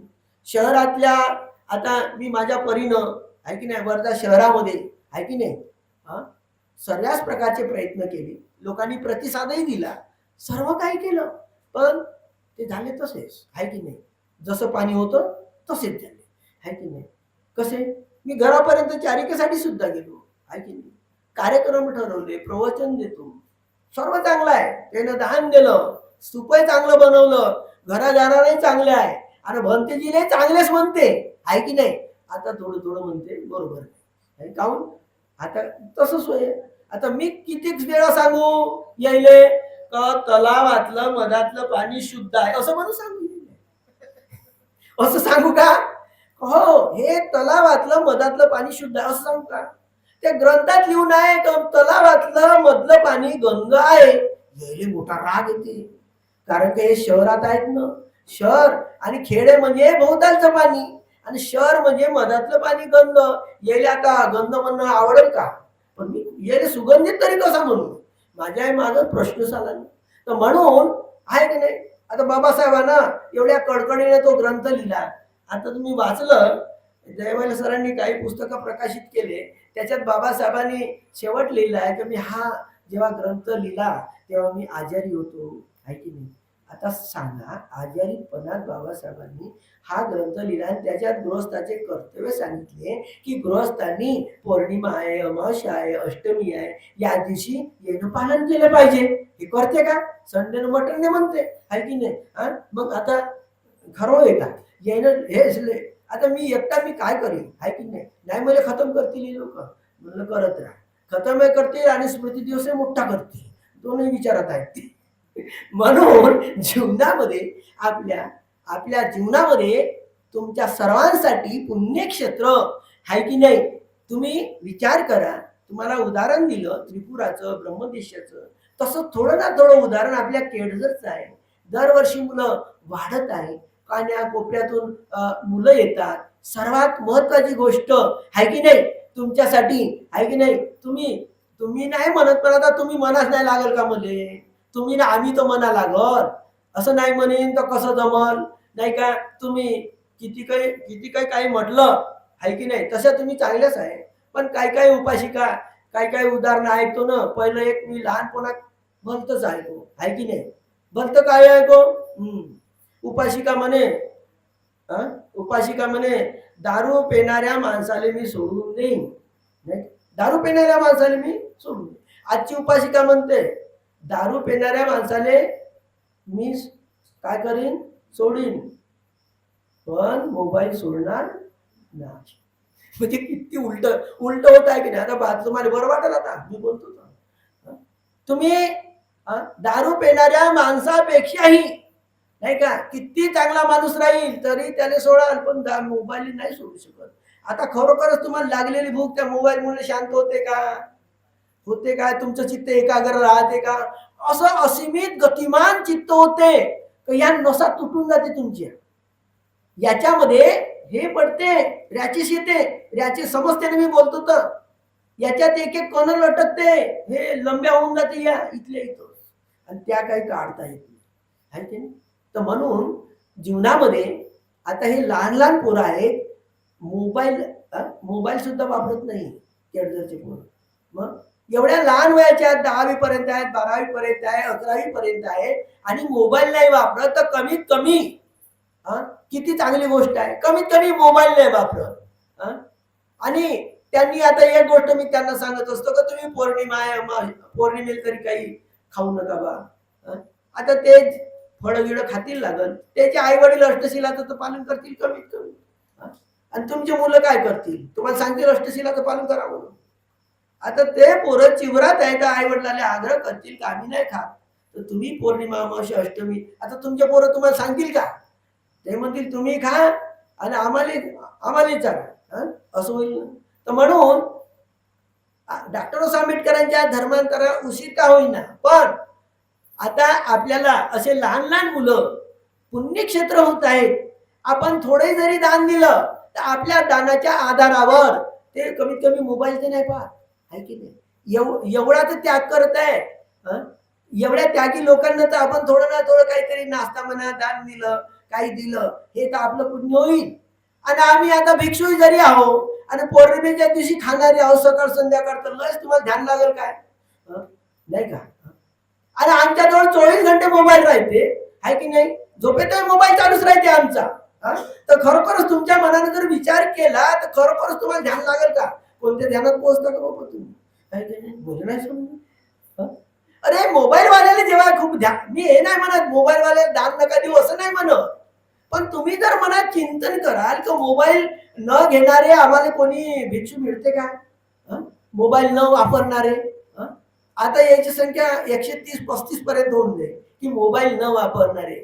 पण तुम्ही म्हणाल आम्हाला काय करायचं, आमचे मोबाईल वाले भंतेजी बरे, घ्या देख दादा, आहे की नाही? मोबाईल घेऊन द्या आणि सर्व करा त्याच्यासाठी, खूपच ध्यान लागेल तुम्हाला, आहे की नाही? तर म्हणून जीवनामध्ये आता भविष्यातल्या उपासक उपासिकांना, डॉक्टर आंबेडकरांच्या धर्मांतरित झालेल्या लोकांना, आता ज्या ठिकाणी, नाही का, ज्या ठिकाणी लाखो उपासक उपासिकांनी एवढ्या साऱ्या सोन्या नाण्याच्या संपत्तीचा त्याग केला आणि आपलं एक राजवैभव सोडून दिलं, तशाच ठिकाणी आता नवीन नवीन जे श्रामणेर होत आहे, आपल्याला कमीत कमी दिशत आहे, आहे की नाही? आणि दुसरी एक गोष्ट का, त्याच्या मुलाला किती सुत्त कंठस्थ आहे, आता ते सुत्त कंठस्थ करतात. वंदना, ध्यान, यू तीव, पुस्तक वाचणं दिसणं किती, म्हणजे जास्त चांगलं नाही आहे, पण थोडस आधार आहे. तर या काही काही आपल्या पुण्य जेव्हा जेव्हा एक, तर त्या भिक्षूची एक भविष्यवाणीच आहे की एका एका कालखंडामध्ये काही काही पुण्यवान सत्व जन्मास येतील आणि मनुष्य लोकांच्या पुण्यपारमिता वाढवण्यासाठी एक माध्यम ठरतील. शिशिर प्रश्न या ग्रंथामध्ये त्या सुमित्र भिक्षूंनी अशी भविष्यवाणी लिहिलेली आहे. आता बऱ्याचशा लोकांना हे ग्रंथ कालांतरानं तुम्हाला ज्ञानरक्षित भंतेजी म्हणत होते प्रकाशित करीन, होईल तो ग्रंथ, याच्यात अशा काही काही गंभीर गोष्टी आहेत की त्या साधारण लोकांची श्रद्धा उडून जाते. याच्यात काय, त्याच्यात काय, आहे की नाही? हं. पण अशा अशा गोष्टी आहेत. तर म्हणून अशा आपण लहान-सहान ठिकाणी येत असतो. इथं ध्यान करत असतो. तर म्हणून ह्या ज्येष्ठ पौर्णिमेच्या एक निमित्तानं आपण या ठिकाणी येतो. तर आपलं आपलं पुण्यक्षेत्र, पुण्य करतात. पुण्य केल्यानंच पुण्य तर करू. दानही द्यायचं आहे ती प्रज्ञा आवश्यक आहे ना, नाही का? जर प्रज्ञाच नसेल तर टाकटूक केल्यासारखं दान होते ना, नाही का? आता कोणी कोणी म्हणतात एक व्यक्ती दान देते तर तो वंदन सुद्धा करत असते. एक व्यक्ती दान देते तो वंदनही नाही करत. त्याला संधीच नाही मिळत वंदन करण्याची. म्हणून भगवंतांनी म्हटलं अभिवाद दानंद दंतु सत्ताय शीलन रक्कम वंदन करणं. म्हणून भगवान बुद्धाच्या हयातीमध्ये जेव्हा दान देत होता तेव्हा तो वंदन करत होता, म्हणजे शील पालन करत होता. आजच्या आजच्या दान देणाऱ्या लोकांना काही वंदन करते का? नाही. पावती बुक छापणार आहे, पावत्या बुक एका त्यानं पावती कापली त्याला वंदन करता काय तुम्ही? आता सांगा तुम्ही. हा, नाही कुठंही असं घ्या. दान होते तुमचं पण सील आहे का त्याला जवळ? सील नाही आहे ना. हा? तर म्हणून काही काही काही ज्या गोष्टी आहेत महत्वाच्या, तर एका वेळेस दान आणि सील, दान सील भावना, नाही का?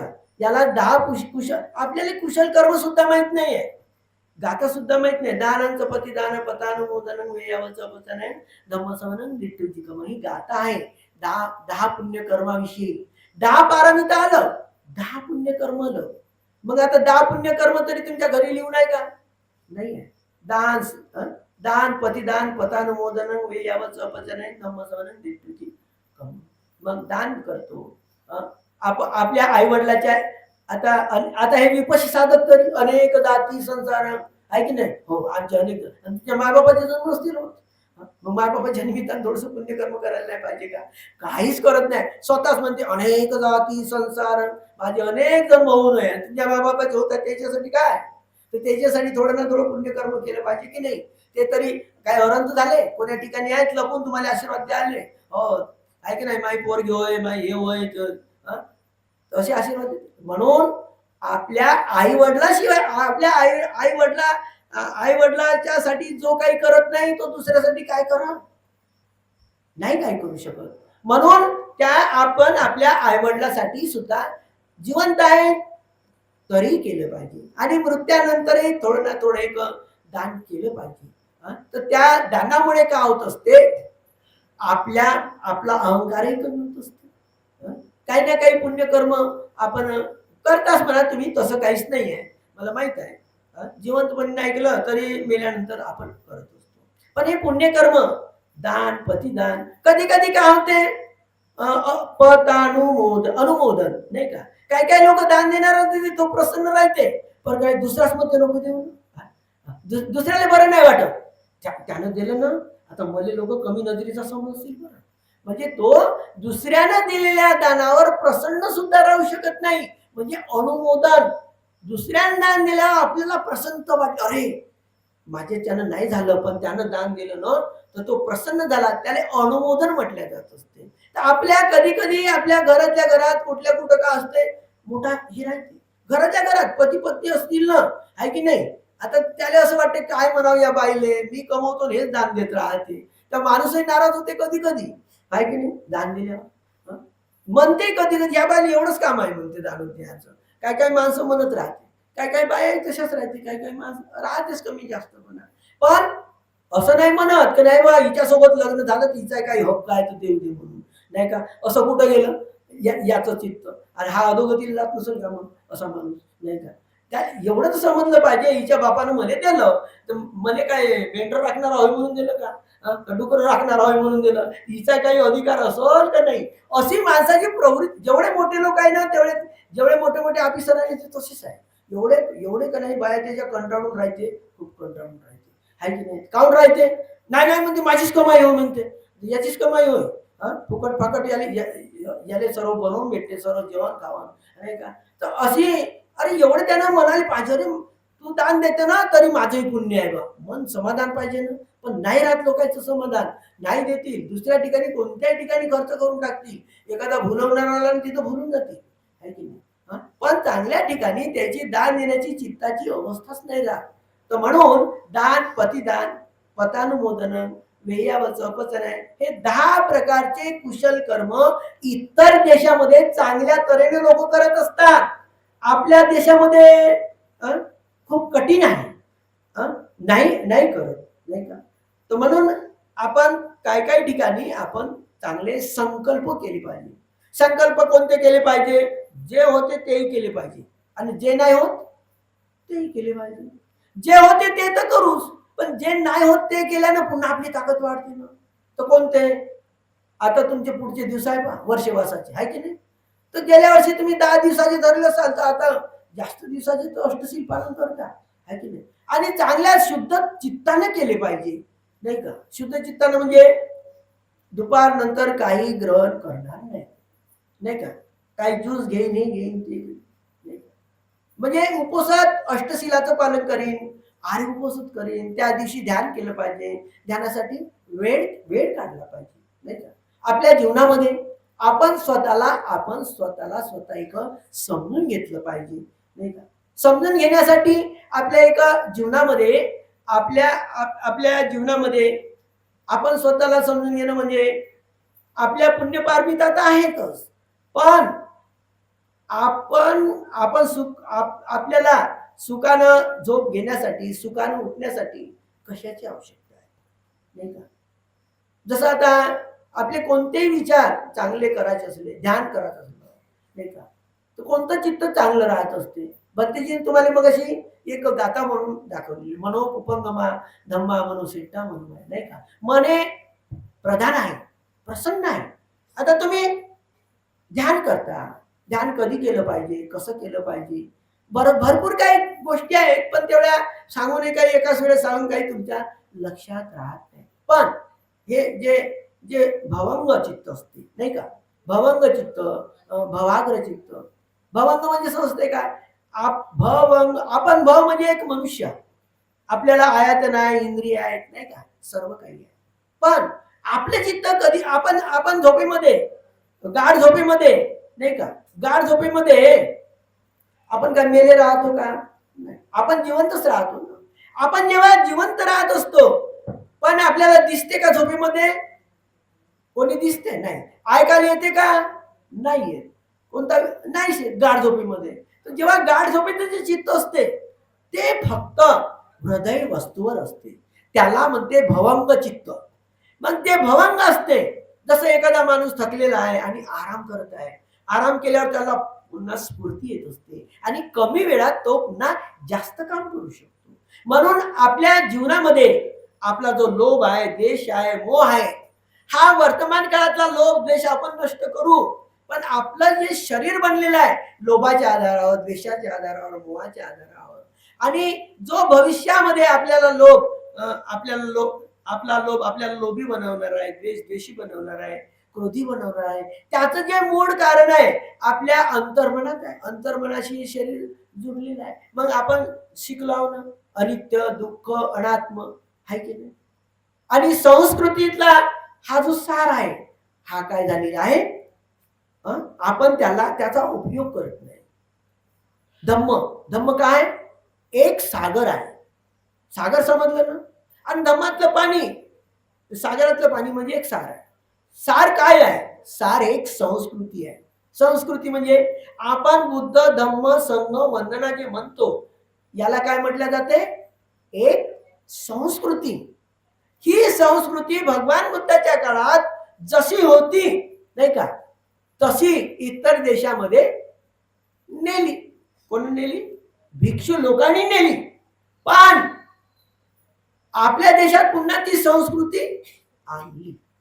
धर्मांतरामुळे आपण स्वीकारली, पण ती संस्कृती जशी नेली तशी आपल्या देशात आली का? ती आपल्या समोर आहे का? तिचा आपण उच्चारण करतो का? याच्यावर आपण विचार करत नाही. काही उपासकांनी म्हणा, काही भिक्षूंनी म्हणा, त्याच्यावर विचार केले, तसे पुस्तकं प्रकाशित केले, पण आपण त्याचं अनुसरण नाही करत ना.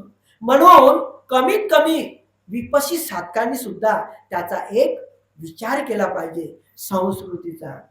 सम्राट जो सम्राट संघमित्र आणि महेंद्र याच्या आधारे भारतातून बौद्ध धर्माची एक धम्म गेला. आणि संस्कृती म्हणजे सार म्हणजे दररोज आपण आपल्या जीवनामध्ये जसं वरण भात पोळी खात असतो नेहमी, नाही का? त्यांना आपल्याला कोणी बिमारी होते असं म्हणते का? नाही. पण सणाच्या दिवशी जे खातो ना, डॉक्टर म्हणते सणाच्या दिवशी खाल्ल्यामुळे बिमार झाले. तशासारखं आपल्या एका जीवनामध्ये हे संस्कृती म्हणतो आपण, बुद्ध वंदना, धम्म वंदना, संघ वंदना, आणि ते म्हटल्यानंतर आपला एक भावार्थ प्रगट करत असतो. त्याच्यात एक विशेष वंदना म्हणून आहे, नाही का? तुमच्या कोणाकोणाच्या एका पुस्तकामध्ये आहे, कोणाकोणाच्या पुस्तकामध्ये नाही. वंदना म्हटल्यानंतर आपण म्हणतो ना, नमामि बुद्ध गुणसागर. कोणी लोक म्हणते, कोणी नाही म्हणत. मग नमामि बुद्ध गुणसागर म्हणजे काय आहे? काय? आता तुम्हाला मी म्हटलं तुमच्या एक जीवनामध्ये एवढ्या शिकलेल्या सवरलेल्या आहे की नाही, हे आता माझ्या समोर बसलेले आहे, हे खूप शिकलेलं आहे, पण यायला माहित नाही आहे. आता एक प्रश्न केला ना, अचाड नाहीये, हे जिल्हा अधिकारी आहे. आता यायला विचारलं, बुद्धाला दान दिल्यानं किती अरंताला दान दिल्यानं बुद्धाला दान दिल्यासारखं सांगा बरं. माहिती, मी लय गोष्टी लपवून ठेवतो. मग यायलाच म्हणतो सांगा तुम्ही तरी लोकात राहतात, किती अरंताला दान दिल्यानं बुद्धाला दान दिल्यामुळे. जसं आता तुम्ही विचार करा, तुमच्या मनात सहज विचार येते, नेहमी धम्म ऐकू तुम्हाला काय नेहमी सर्व दुसरी लोकांना देण्यापेक्षा एका सिलवान व्यक्तीला दान दिलं 100 पटीनं बरं असते, आहे ना? 100 सिलवान व्यक्तीला दिलं आता देतोच आपण एखाद्या वेळेस एखाद्या ध्यानी व्यक्तीला दिलं ते चांगलं झालं. हे तुमचं मन सांगत आहे तुम्हाला. 100 ध्यानी व्यक्तीला देतोच आपण, पण एखाद्या प्रज्ञावान व्यक्तीला दिलं, विपश्यनावान दिलं, झालं म्हणजे झालं ना. मग आता त्याच्यानंतर श्रोतापती, सुखरोधगामी आणि अरंत याला दान दिल्यानं आपलं काय होते, एक प्रमाण वाढते. मग आता तुमची पहिली श्रद्धा कशावर आहे दानाच्या बाबतीत? सिलवान व्यक्ती, ध्यानी व्यक्ती, आहे की नाही? अशीच आहे ना. पहिली श्रद्धा कोणावर आहे? बुद्ध. कोणावर आहे? बुद्धावर आहे ना. पहिली श्रद्धा कोणावर आहे तुमची? आणि दुसरी आणि तिसरी संघ आहे ना. आता पलटू नका, आता तुम्हाला पलटवतो मी. कसं महा कामच तसं आहे. कसं पलटवतो. आता तुम्ही म्हणलं संघावर श्रद्धा आहे की नाही? मग संघाला दान दिल्यानं तुमचं पुण्य वाढेल, आहे की नाही? आता संस्कृती, आता आपल्या पुस्तकात, काही पुस्तकात नाही आहे संस्कृती अ आणि ब आहे. संस्कृती तुम्ही पुस्तकं पाहा तुमच्या घरी, नाही तर असं म्हणाल भमतेजीने पुस्तकं आणलं, जागतिक लेवलच्या भमतेजी ज्ञानवृत्ती आहे आणि ज्ञानरक्षित आहे, त्याला यानं ज्याचं अनुमोदन केलं नाही का, किंवा काहीतरी लिहिलं, तेच पुस्तकं पहा. नाही एवढ्या पुस्तकं तुमच्या हातात येईल, त्याच्यात आहेच नाही. असंस्कृती नाही आहे त्याच्यात. आता मी खोटं बोलेन का तुम्हाला? आणि तुम्ही पुस्तकं तेच पहा, त्याच्यात नाही आहे. एक भिक्षू धर्मकीर्ती म्हणून आहे दिल्लीची, त्यांच्या प्रकाशनामध्ये आहे. आमच्या वर्धा जिल्ह्यातील एक चांगली गोष्ट सांगण्याची, सूर्यकांत भगत PhD केलेले साधक होते, उपासक होते, आहे की नाही? त्यांनी पण त्यांच्या ग्रंथात चांगल्या तन्मनधनांची संस्कृती जशी आहे तशी ते समाजासमोर ठेवली, पण समाजानं तिला नाही स्वीकारलं. पहा, असा समाज आहे की नाही?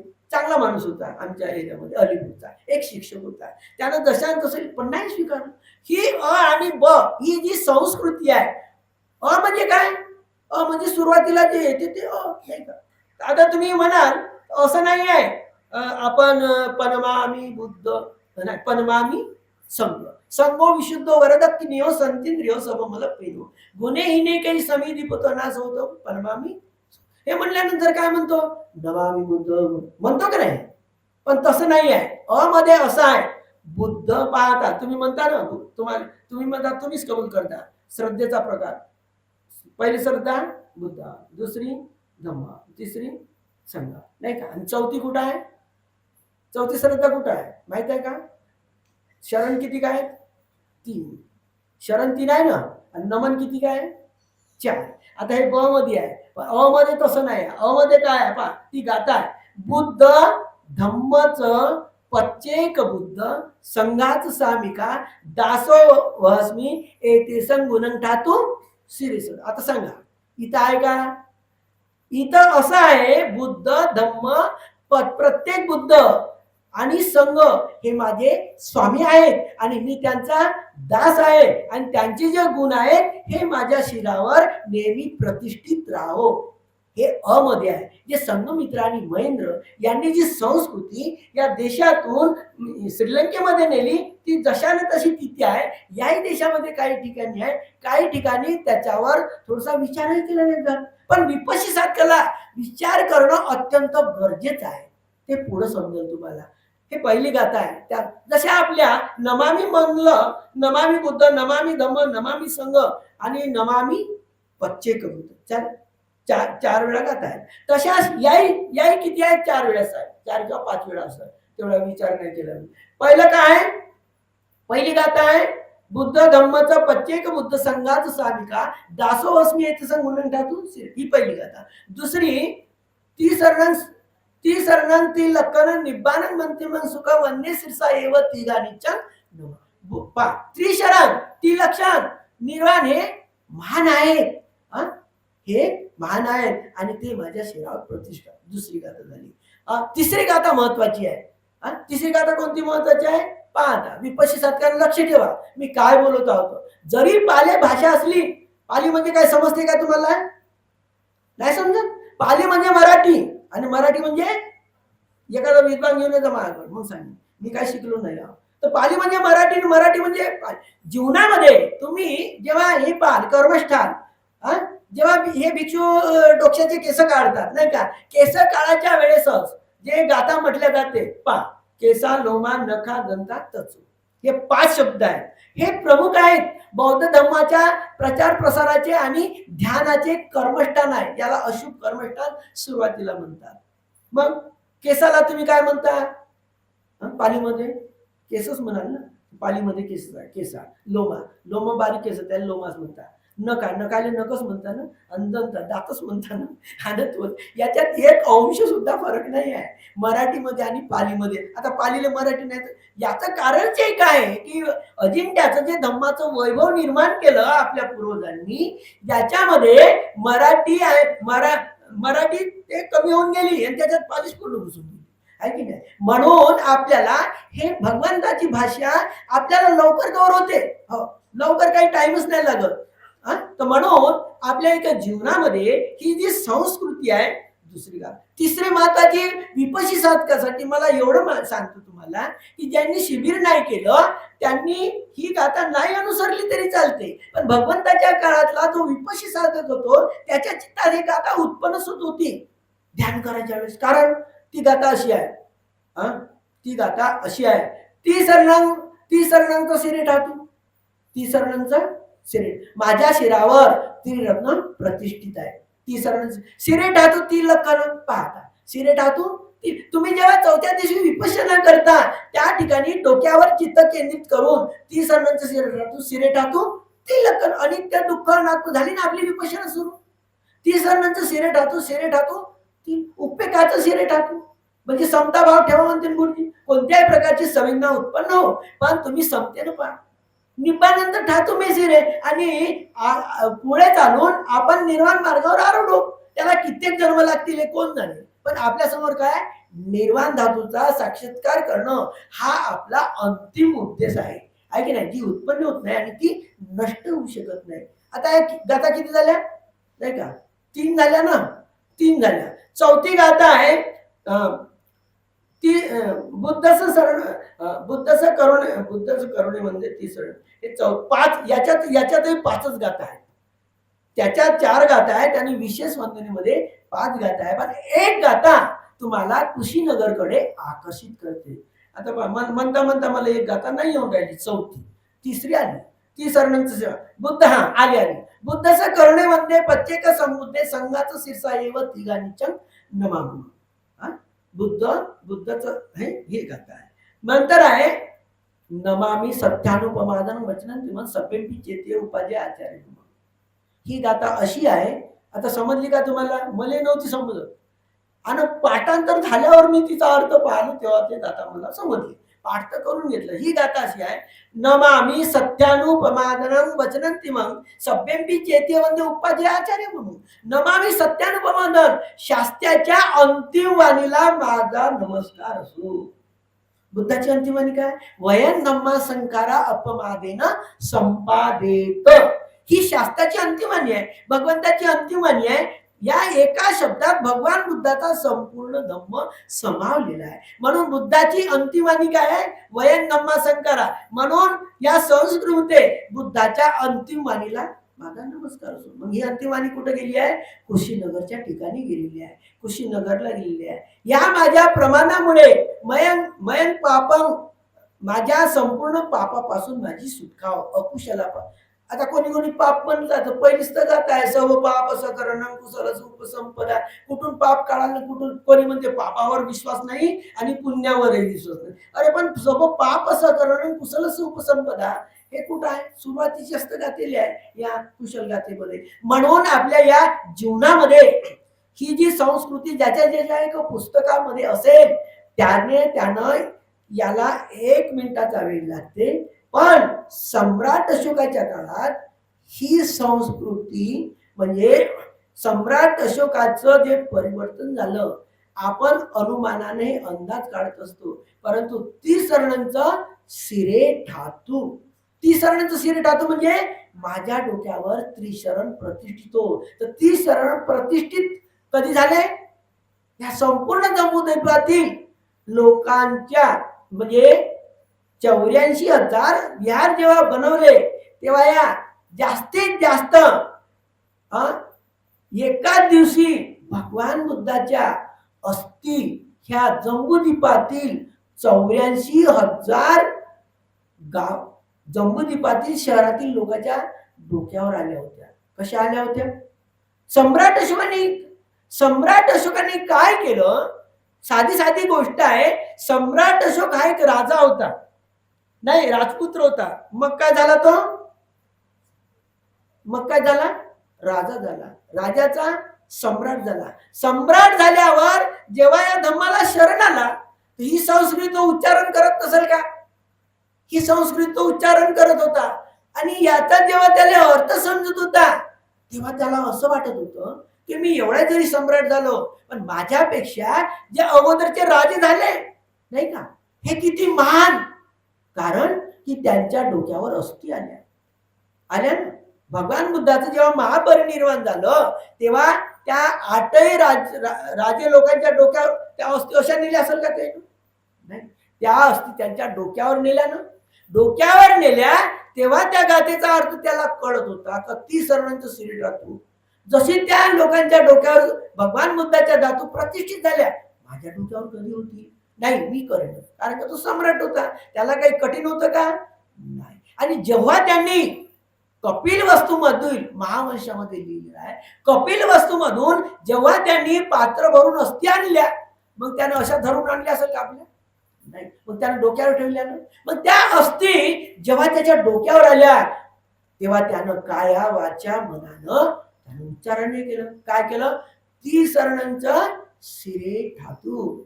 माझ्या डोक्यावर त्रिशरण बुद्धाच्या अस्थीच्या निमित्तानं प्रतिष्ठित आहे.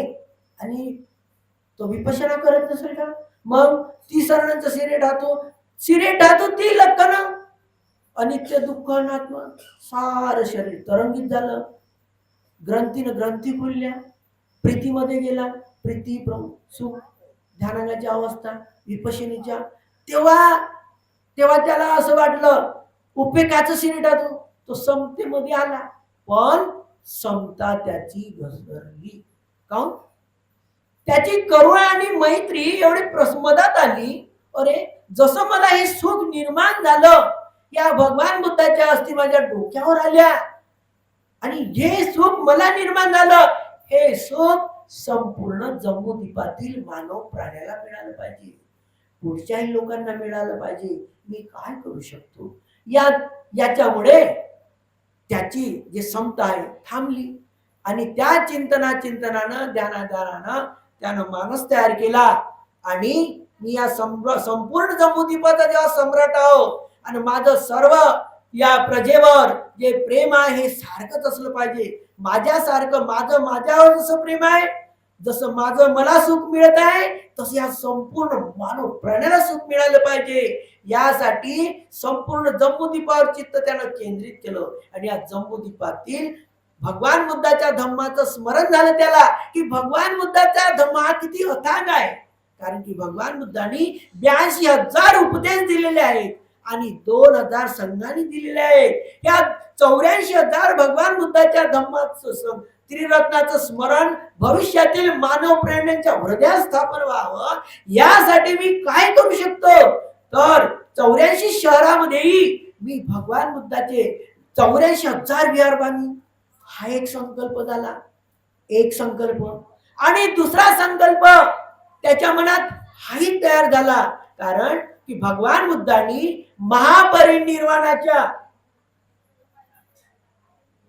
महापरिनिर्वाणाच्या वेळेस काय केलं, अधिष्ठान केलं होतं.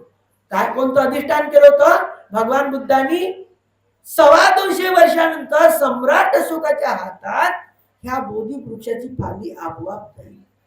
आणि ही फांदी जेव्हा संघमित्रांनी ही फांदी जाईल, जेव्हा ही फांदी श्रीलंकेमध्ये जाईल, तेव्हा या फांदीला पानं येतील, फळं येतील. त्या फळातून पुन्हा बोधिवृक्ष तयार होतील. जेवढे बोधिवृक्ष तयार होतील तेव्हा प्रत्येक बोधिवृक्षाच्या पानातून प्रकाशाचे किरण निघतील, हे भगवंतांनी अधिष्ठान केलं.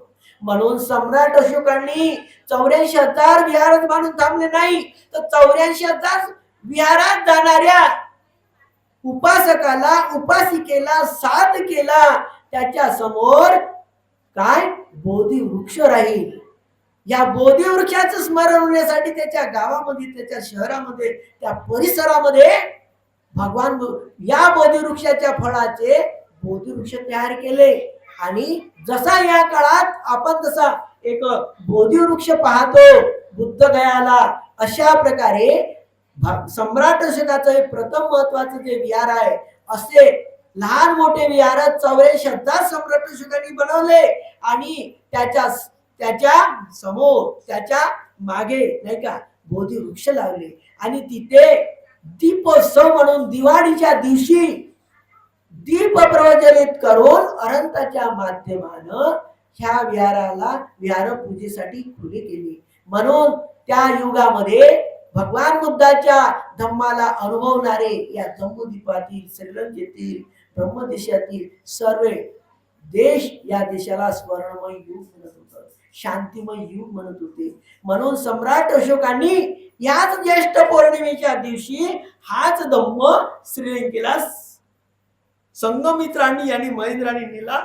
हा दिवस हा फार मोठ्या उत्साहानं श्रीलंकेतील उपासक उपासिका एक साजरा करत असतात. आणि आपल्यालाही थोडी का असेना या ठिकाणी ही एक संधी मिळालेली आहे. या वर्षी आपण, कारण ह्या पौर्णिमेपासूनच इथे एक सुरुवात झालेली आहे. 5-6 वर्षाच्या अगोदर इथे एक मूर्ती दानात आली. आणि त्या मूर्ती दानात आली आणि ही मूर्ती, थोडक्यात ही मूर्ती दान देणाराची मोठी आसक्ती होती. त्यानं मला फोन केला की तुम्ही कुठे आहे. मी म्हणलं शिवण पाहिली तर. बरं म्हणे. त्यानं मूर्ती आणली. रात्रभर त्या पौर्णिमेला, जसा ह्या वर्षी अधिकचा महिना आहे ना, पा योगायोगानं तोही अधिकचाच महिना होता. आणि अधिकच्या महिन्याच्या आणि त्या झाडात रात्रभर आंब्याचं झाड आहे.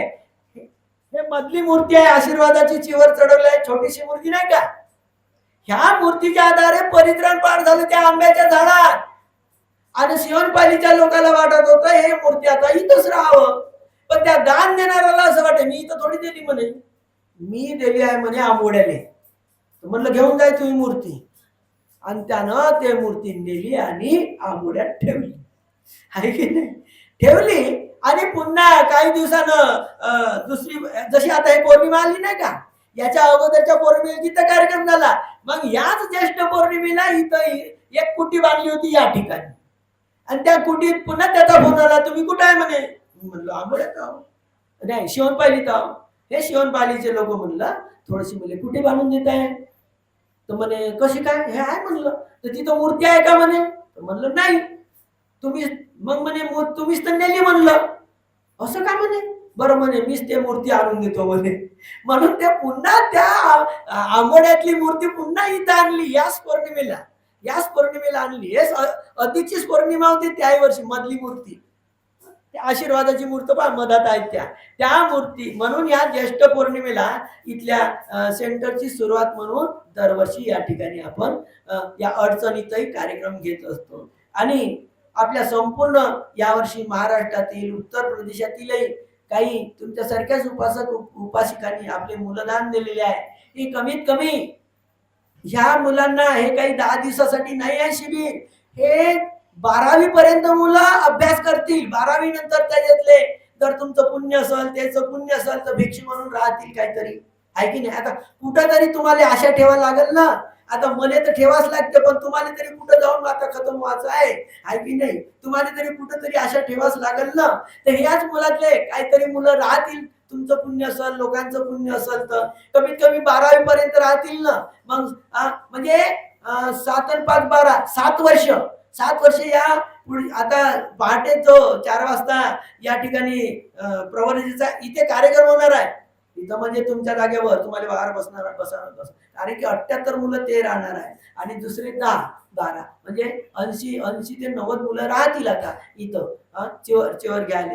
तर म्हणून सांगण्याचं तात्पर्य, तर या भूमी हे खेड्यातली पाड्यातली भूमी आहे, पण एवढे मुलं इथून आता यांना काही वाटत नाही आता, पण याच्यातले जे मुलं निघतील भविष्यात तेव्हा समजल ना, आहे की नाही. तेव्हा समजेल का आपली प्रौढजा कुठं झाली होती. आपल्याला आपण वंदना कुठं शिकलो होतो, आपण या गाथा कुठं शिकलो होतो 8 दिवस. आणि आपल्याला या मुलांना बक्षीस पण देण्यात येते 10 रुपये 2 ओळीवर. पहिला नंबर येईल त्याला 1000, मग 500, नंतर 250. 2 दिवस कठीण जाते. तिसऱ्या दिवशी मुलं खेळतही नाही ना काहीच नाही, एकदम शुद्ध कंठस्थच करत राहतात नेहमी. त्याच्या पाठीमागे काही नाही लागत. तिसऱ्या दिवसापासून त्यांना जिद्द चढते, मला जास्तीत जास्त ओळी पाठ झाल्या पाहिजे, जास्तीत जास्त बक्षीस मिळालं पाहिजे, आहे की नाही. मग ध्यान पण असते आणि पहिल्यापेक्षा ध्यान पण वाढलेलं आहे. 1-1 घंटा ते मुलं उठत नाही, आहे की नाही. हे तुमचे विपशी साधक 1 घंटा झालं, वाजली घंटी चालले बाहेर. हे तर 1-1, 2-2 घंटा उठत नाही, बसूनच राहते. आहे ना, थोडे बरं पाहते भंतीची पाहत आहे का आपल्याकडं, की नाही. असे पाहते, पुन्हा डोळे लावून, हो भंतीची पाहत आहे बरं, डोळे लावतात. आहे का नाही, लघवीले जा नाही, सोंडासले जा, पहा, आहे की नाही. म्हणजे कमीत कमी एवढे बसते. मग थोडस ध्यान तर लागत असतं. कमीत कमी ऐकण्याची क्षमता तयार झाली, आहे की नाही. मग असे मुलं, आता हे तुमचं पुण्यच नाही म्हणावं का.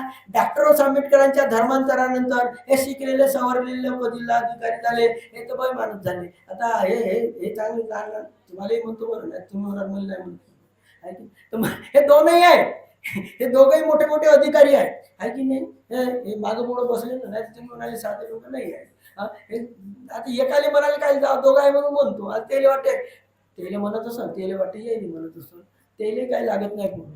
तेले वाटते तेले म्हणत असो, येले वाटते तेले म्हणत असो, म्हणजे असंच चाललंय ते, आहे की नाही. तर म्हणून जीवनामध्ये हा धर्मांतरानंतरचा, आहे की नाही, हा जे भगवान बुद्धाच्या धम्माचा ध्वज म्हणजे भिक्षू आहे की नाही. तुम्ही किती काही 5, 10, 20 लाखाचा तुम्ही काही कोट टाकाल तरी तुम्हाला वंदन करतील का, नाही. पण तुम्ही दिलेल्या चिवराला किती लोक वंदन करते, आहे की नाही. तुम्ही या मुलांना जे काही पाहणं, याही काळामध्ये एक उपासिका आहे, तिनं 100 अंतर्वास शिवून दिले म्हणते. काय साधी गोष्ट आहे.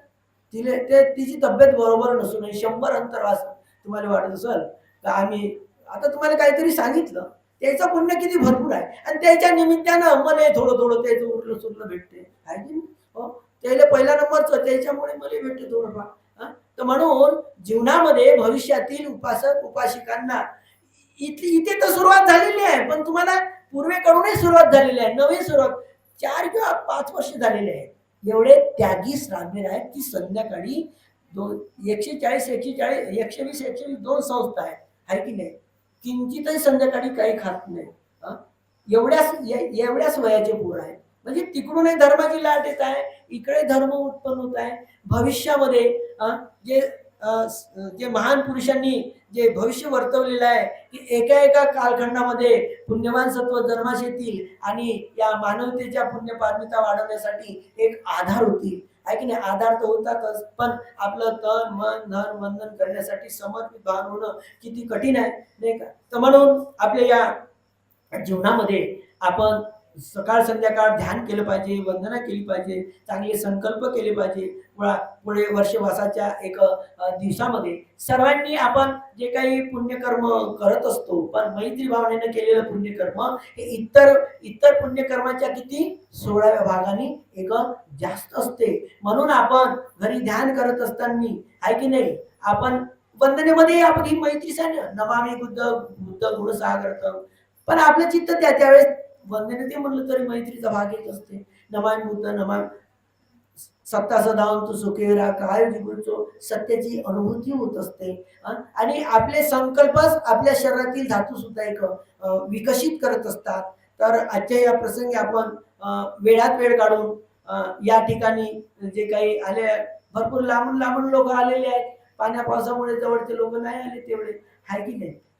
पुलगाव तिकडं काही भरपूर लांबून लांबून इकडून भंडाऱ्यावरून तर आलेले आहेत आपापल्या पुण्यपात्मिता एक तयार करण्यासाठी. आणि आपण जशी एक पाठ फिरवतो, आता तुम्ही इकडं पाहताय, इकडं पाहिल्यात तुम्हाला केळझरचं स्मरण होईल, पण आपण पूर्व दिशेला जेव्हा पाहत असतो, हे जे पर्वत रांगा आहेत, इथं तुम्हाला ब्रह्मपुरी म्हणजे करुणा मैत्री मुदिता याचा विहार करणारे लाखोच्या संख्येने अरंत झालेले त्या पहाडावर राजा प्रसेनजितांची ही त्या काळात जम्बूद्वीप हे दान दिलेली भूमी आहे.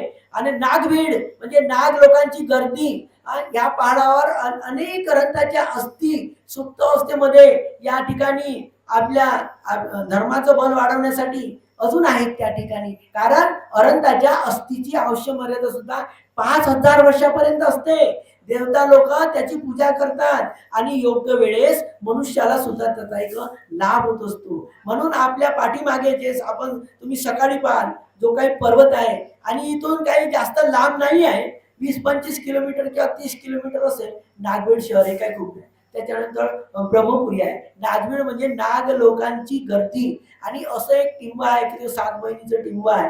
त्या ठिकाणी कधी कधी असं वाटतं की खूप संन्यासी लोक त्या ठिकाणी भिक्षू लोक तपलेले असतील. तर आज आपण या ठिकाणी आलेले आहे, जे काही पुण्यकर्म केलेले आहे, आपलं जे पुण्यकर्म आपण केलेले अपुण्य करू तीस पुण्य, याच्या अगोदर पुण्य केलं, याच्या नंतरही पुण्यकर्म करणार आहोत. या सर्व पुण्यकर्माचं सर्व सत्पुरुष महापुरुष देवतागण ज्या ठिकाणी असतील त्या ठिकाणी स्वीकार करून दुःखी ठिकाणी असतील दुःखातून त्यांची सुटका, सुखी असतील धम्म समजण्यासाठी या पुण्यकर्माचा त्यांना लाभ हो.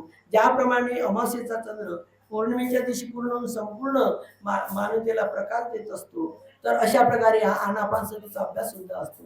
भगवंत म्हणतात की ज्याप्रमाणे पौर्णिमेचा चंद्र ढगापासून मुक्त झालेला पौर्णिमेचा चंद्र संपूर्ण पृथ्वीला एक प्रकाशित देत असतो, तशाच प्रकारे आनापानचा विपश्यनेचा अभ्यास करणारे लोक सुद्धा आपल्याबरोबर आपल्या कुटुंबासहित सर्वांना प्रकाशासाठी आधार होत असतात. तर सर्वांनी मिळून आपण त्रिरत्नाला वंदन करूया. आपल्या कार्यक्रमाचा नंतर समापन होईल. भंतेजी बरोबर आपण सर्वांनी मला याने भूतानि समागतानि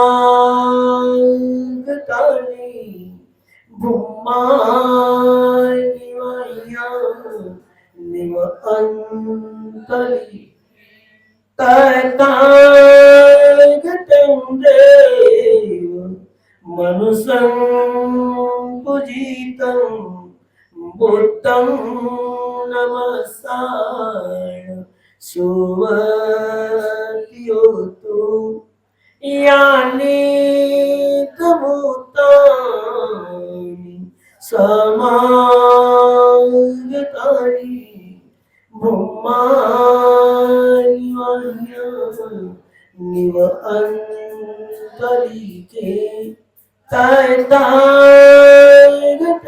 देव मनुष्यं पूजितं धम्मं नमस्कार सुवतियोतु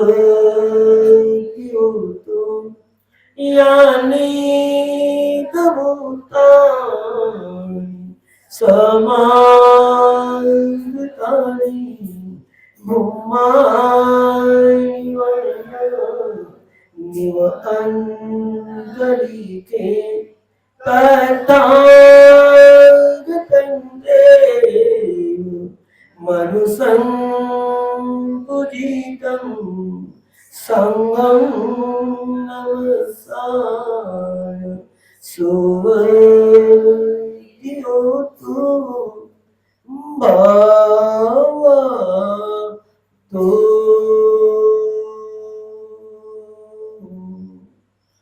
सर्व मंगलम भवतु